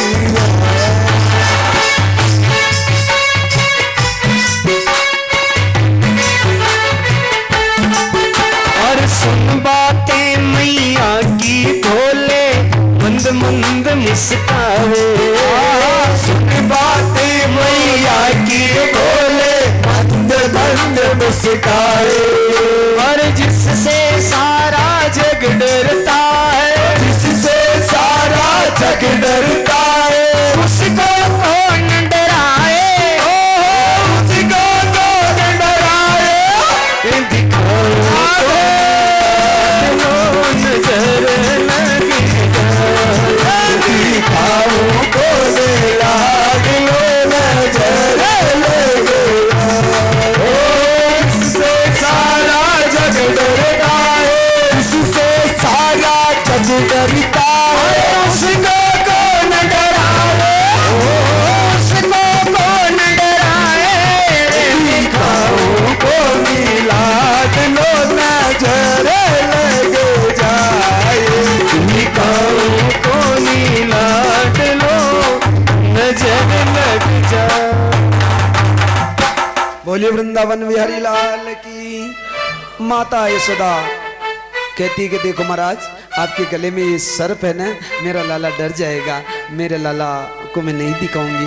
मेरे भगवान भोलेनाथ कहते अरे माता क्या बात कर रही हो, जिससे सारा जग डरता है संसार, ये छोटे से सांप से मेरे सांप से डर जाएगा। अरे माता तुझे मालूम नहीं है, तू नहीं जानती इसको, तेरे लाला को मैं जानता हूं। तेरे लाला 1000 फणों पर शयन करता है। राधे राधे। ओ महाराज झूठ मत बोलो, मेरा लाला तो अभी दीवार पे भी सर्प का चित्र नहीं देखा है और 1000 बड़ों पे शयन करता है। ऐसा मत बोलो तुम, मैं नहीं दिखाऊंगी मेरे लाला को। महाराज आपको मैं बेट ला करके देती हूँ। माता यशोदा दौड़ करके जाती है और थाल सजा करके बेट लेकर के आती है। महाराज लो ना बेट, नहीं लेना।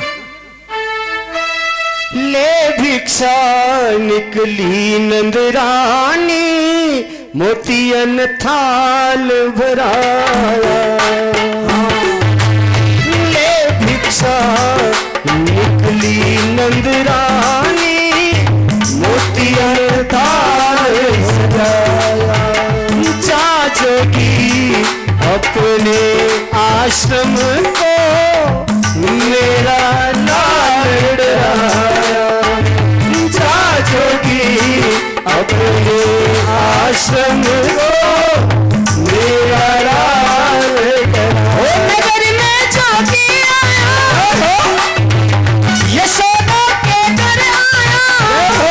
अरे इसे कोई समझ न पाया, सबसे बड़ा तेरा नाम भोलेनाथ, भोलेनाथ, भोलेनाथ, भोलेनाथ। नगर में जोगी आया, नगर में जोगी आया, वो जसोदा के घर आया, जसोदा के घर आया। वेद कोई समझ न पाया, वेद कोई समझ न पाया, सबसे बड़ा है तेरा नाम भोलेनाथ, भोलेनाथ, भोलेनाथ, भोलेनाथ, भोलेनाथ, भोलेनाथ। बोले वृंदावन बिहारी लाल की जय हो।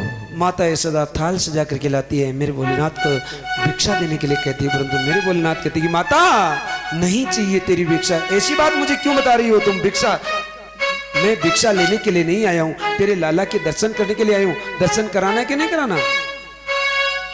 नहीं कराना? अरे ना चाहिए तेरे हीरे मोती, क्या चाहिए फिर? ना चाहिए धन माया रे, ना चाहिए तेरे हीरे मोती, ना चाहिए धन माया रे। तेरे लाल के दर्शन कारण, तेरे लाल के दर्शन कारण मैं काशी से आया रे। देखो रे दिवाला जोगी,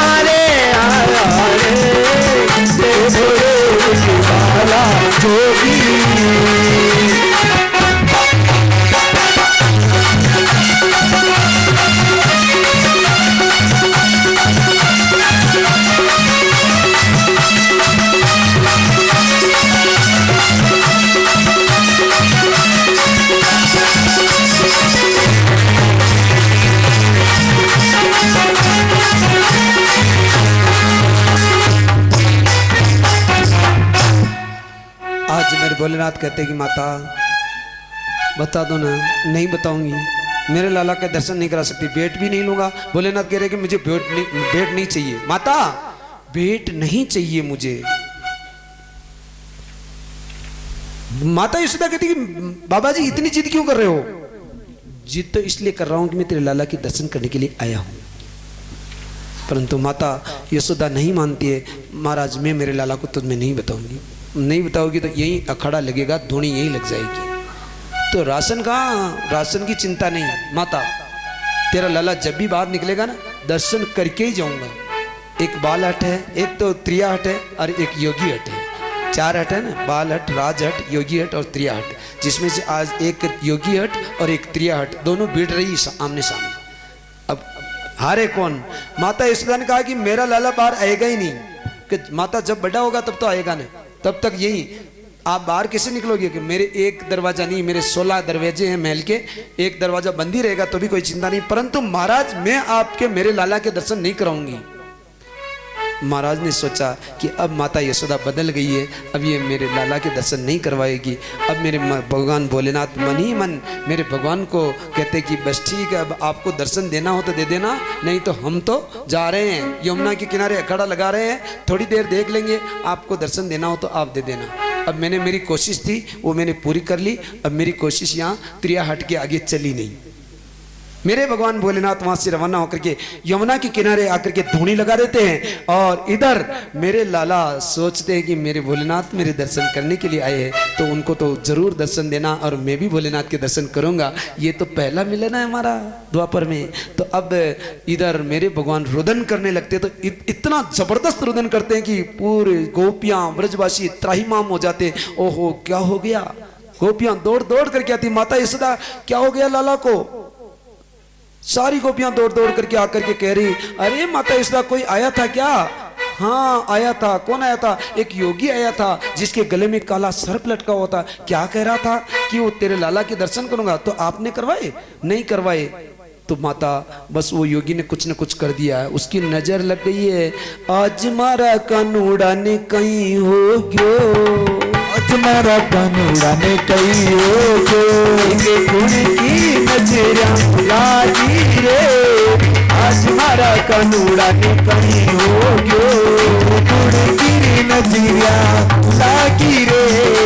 आज मारा कानूड़ा ने कहीं हो गयो।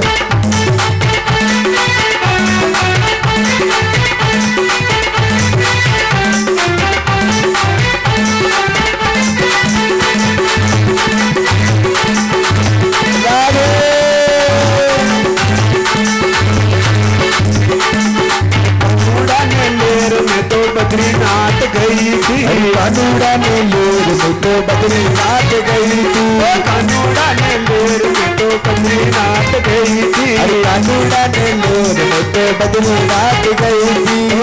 सात वारी नजरिया लागी रे, आज मारा कानूड़ा ने कहीं हो गयो। सात वारी नजरिया लागी रे, आज मारा कानूड़ा ने कहीं हो गयो।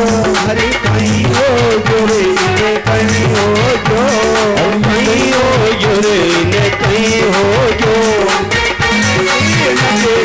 लागी रे आज मारा कानूड़ा ने कहीं हो जो, उन्हें कुड़े किरे नदिया लागी रे।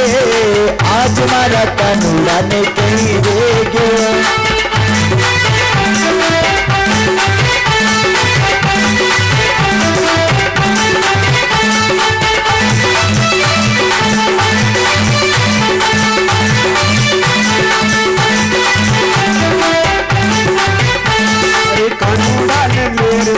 राजस्थान गई थी, अरे कानूड़ा ने लेर में तो राजस्थान गई थी, कानूड़ा ने लेर में तो राजस्थान गई थी, अरे कानूड़ा ने लेर में तो राजस्थान गई थी। इन भगतारी नजरिया लागी रे, आज मारा कानूड़ा ने कहीं हो गयो। इन भगतारी नजरिया लागी रे, अरे आज मारा कानूड़ा ने कहीं हो गयो। सखियारी नजरिया लागी रे, आज मारा कानूड़ा ने कहीं हो गयो। ये तो आसे ही कालो पड़े गयो रे, आज मारा कानूड़ा ने कहीं हो गयो। इन्हें आडो ले ऊगो रे, आज मारा कानूड़ा ने कहीं हो गयो। इन्हें सो मड़े मड़ी जा बारू रे, आज मारा कानूड़ा ने कहीं हो गयो। अरे कहीं हो गयो रे इन्हें कहीं हो गयो, कहीं हो गयो रे इन्हें कहीं हो गयो। तो बहन ही लाडो कर रहे रे, आज मारा कानूड़ा ने कहीं हो गयो। तो बहन ही लाडो कर रहे रे, शाम बाबा तू हो गयो।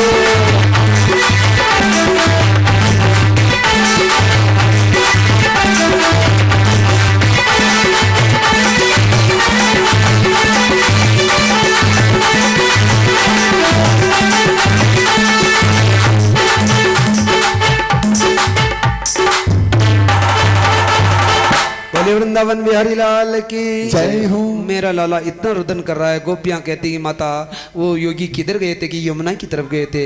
माता यशोदा कह रही कि जाओ गोपियां तुम जा करके जल्दी माँ उस योगी को बुला करके लो, उन्होंने मेरे लाला की नज़र लगा दी है। गोपियां दौड़ती हुई यमुना के किनारे जाती है। मेरे भगवान भोलेनाथ बैठे हैं और जा करके महाराज को कहती महाराज आपको दंडवत। हाँ बोलिए क्या बात की हमारे लाला की नज़र लगी, आप नज़र उतारना जानते हैं क्या? हमारा काम ही यही। मेरे भोलेनाथ कहते कि हमारा तो बिजनेस है नज़र उतारने का। अरे माता मेरे भगवान को गोपियाँ कहती अरे बाबा हमारे लाला को बहुत रुदन कर रहे हैं, आप चलो ना। माता यशोदा आपको बुला रही है, माता यशोदा आपको बुला रही है, आप चलो ना। लाला बहुत रो रहे। नहीं नहीं मैं नहीं चलूँगा, तुम्हारा लाला मेरे सर्प से डर जाएगा, तुम्हारा लाला मेरे से डर जाएगा। अरे बाबा आपको माता यशोदा ने बुलाया है, चलो ना। चल रे जोगी नंद भवन में मात जशोदा बुलावे। अरे चल रे जोगी नंद भवन में माता यशोदा बुलावे। नाचत नाचत शिव जी आवे, नाचत नाचत भोला शंभू आवे, और मन में मौज बनावे। अरे नाचत नाचत भोला शंकर आवे, मन में तो मौज बनावे। चल रे जोगी नंद भवन में मात जशोदा बुलावे। चल रे जोगी नंद भवन में माता यशोदा बुलावे। नाचत नाचत भोला शिव जी आवे, नाचत नाचत भोला शंकर आवे, और मन में मौज बनावे। नाचत नाचत शिव जी आवे, और मन में मौज बनावे। जोगी नंद भवन में मात जशोदा बुलावे। जोगी नंद भवन में माता यशोदा। बोले वृंदावन बिहारी लाल की जय हो। मेरे भगवान भोलेनाथ कहते कि वाह वाह प्रभु आपने मुझे बुला लिया क्या? मन ही मन मुस्कुरा रहे हैं, मंद मंद मुस्कुराते हुए, अब तो नाचते गाते हुए आ रहे हैं भोलेनाथ। आहा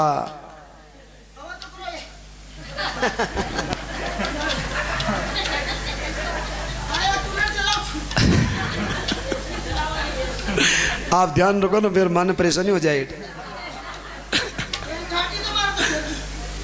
आज मेरे भोलेनाथ नाचते हुए आ रहे हैं और आते ही जैसे ही दरवाजे के अंदर प्रवेश करने लगते हैं और मेरे भगवान रोते हुए हंसने लग जाते हैं।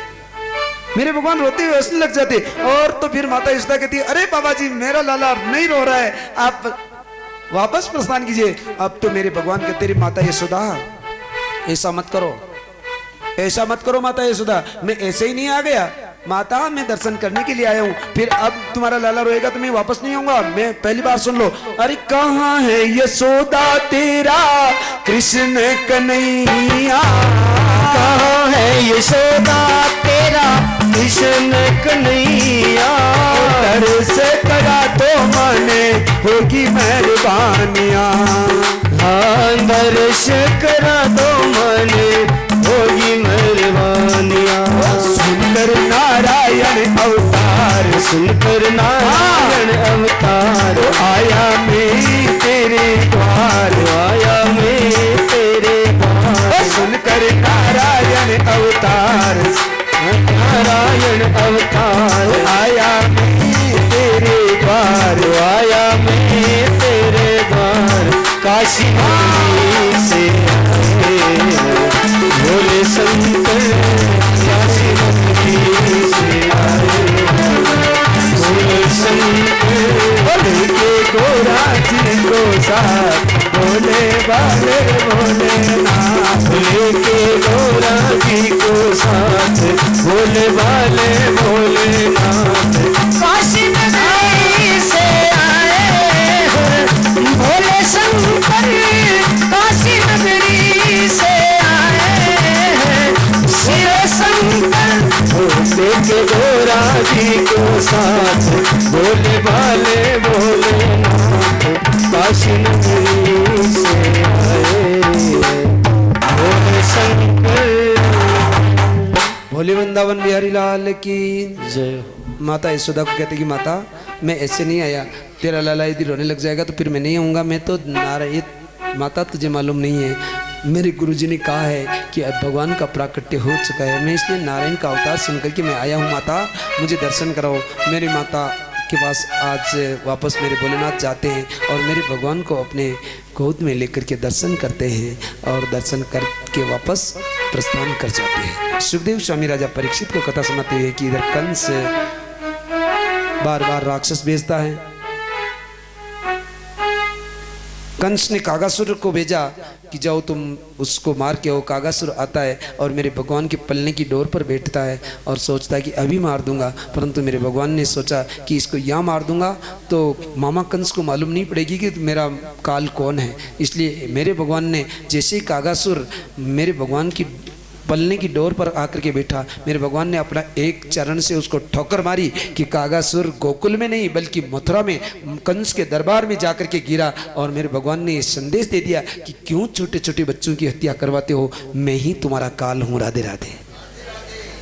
आहा, तृणावर्त नाम का राक्षस आता है बबूलिया बन करके,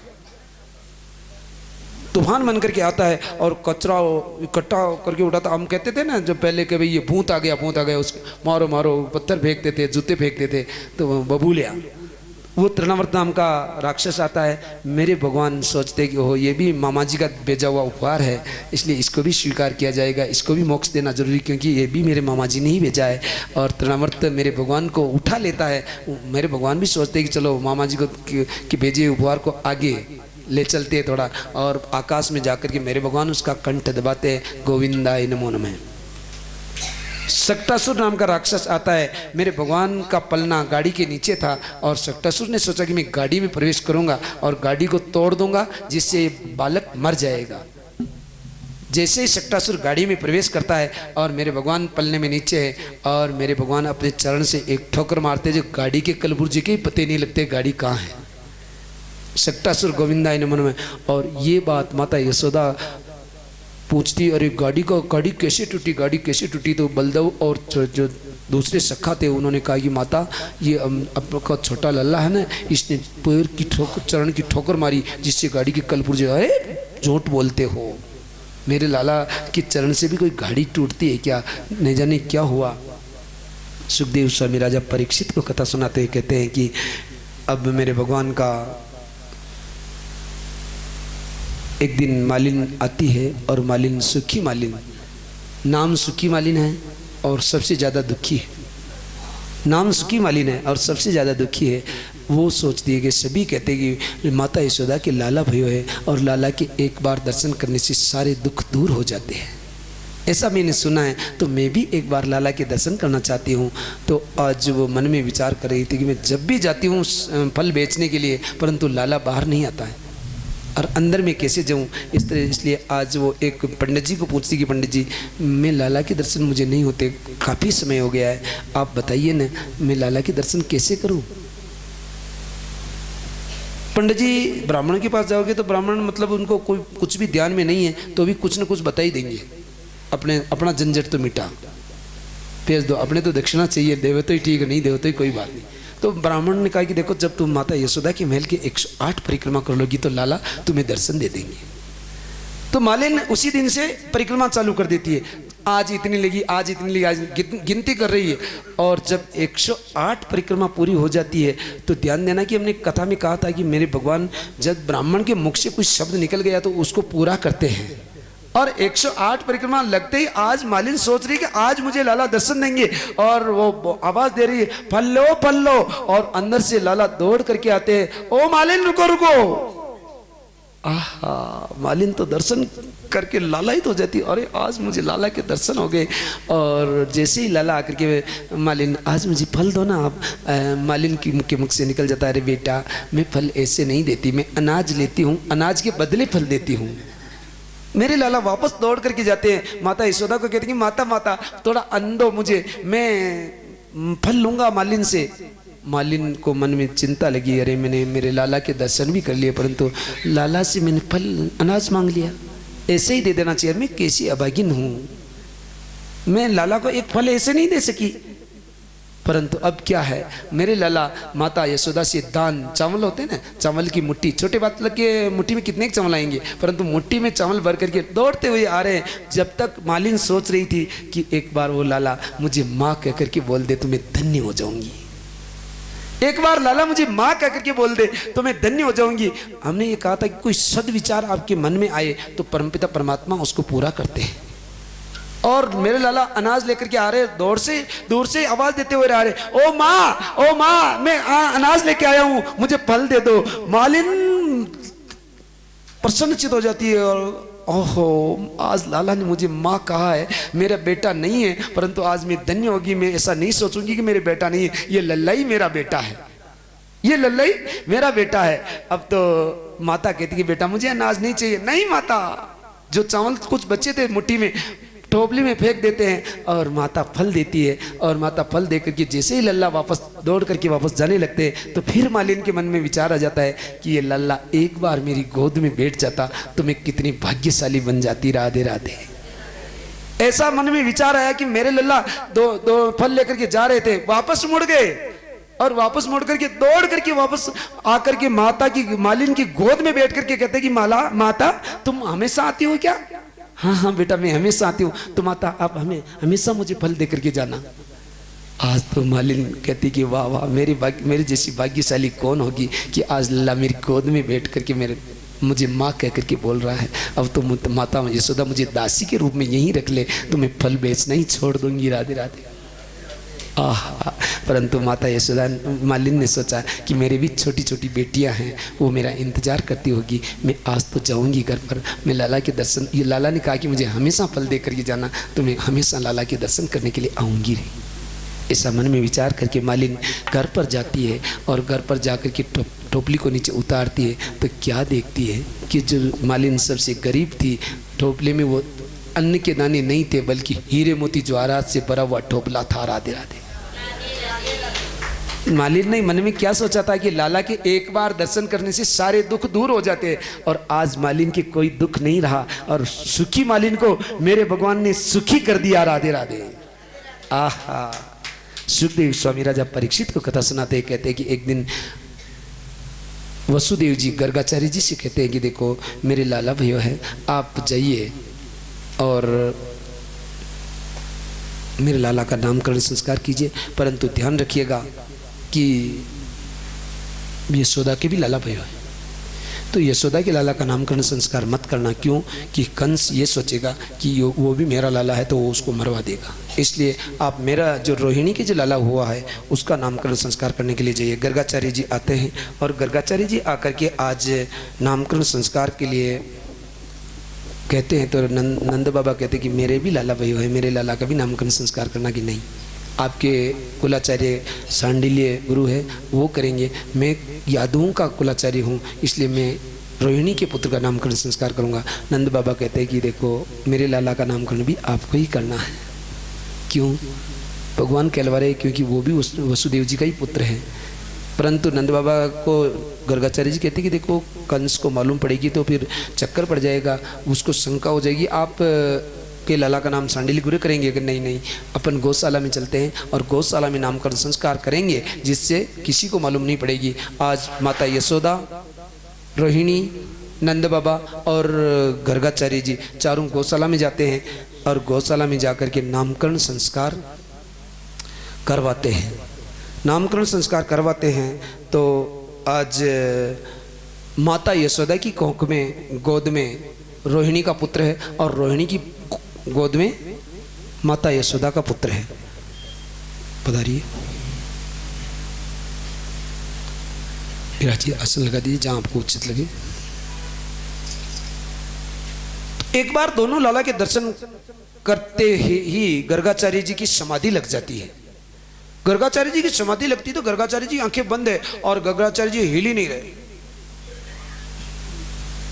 माता यशोदा और रोहिणी दोनों बातें करती है, अरे यशोदा देखो देखो ये महाराज को क्या हो गया।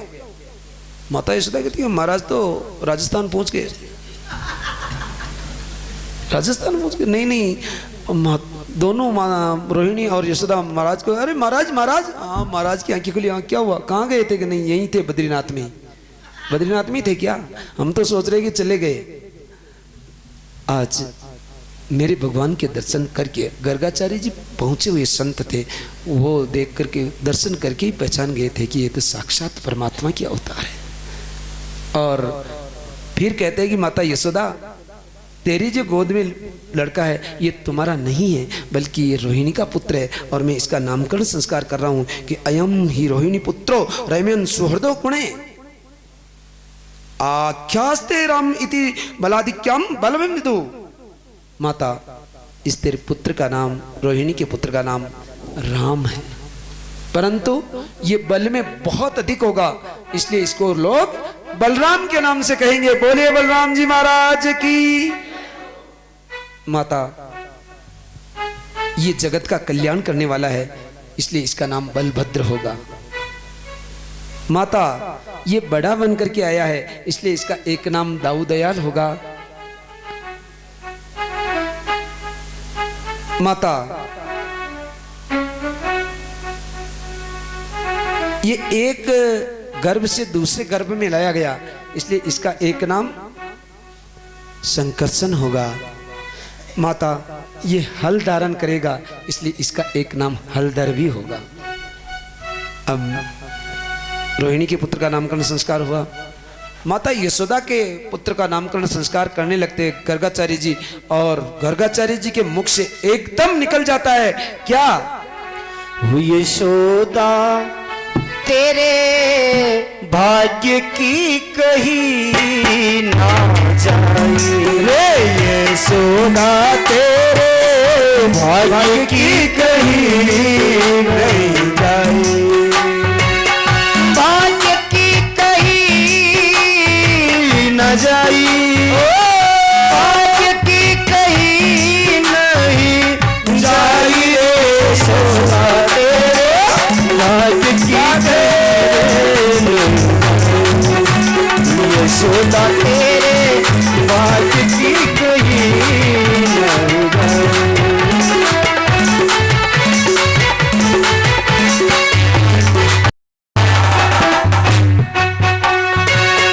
शिव सनकादिक मामुनि नारद मिलने को करते उपाय। आज नारद करे माता, तेरे लाला के दर्शन करने के लिए शिव जी और ब्रह्मा जी को भी कोई उपाय करने पड़ते हैं। अरे शिव सनकादिक मामुनि नारद मिलने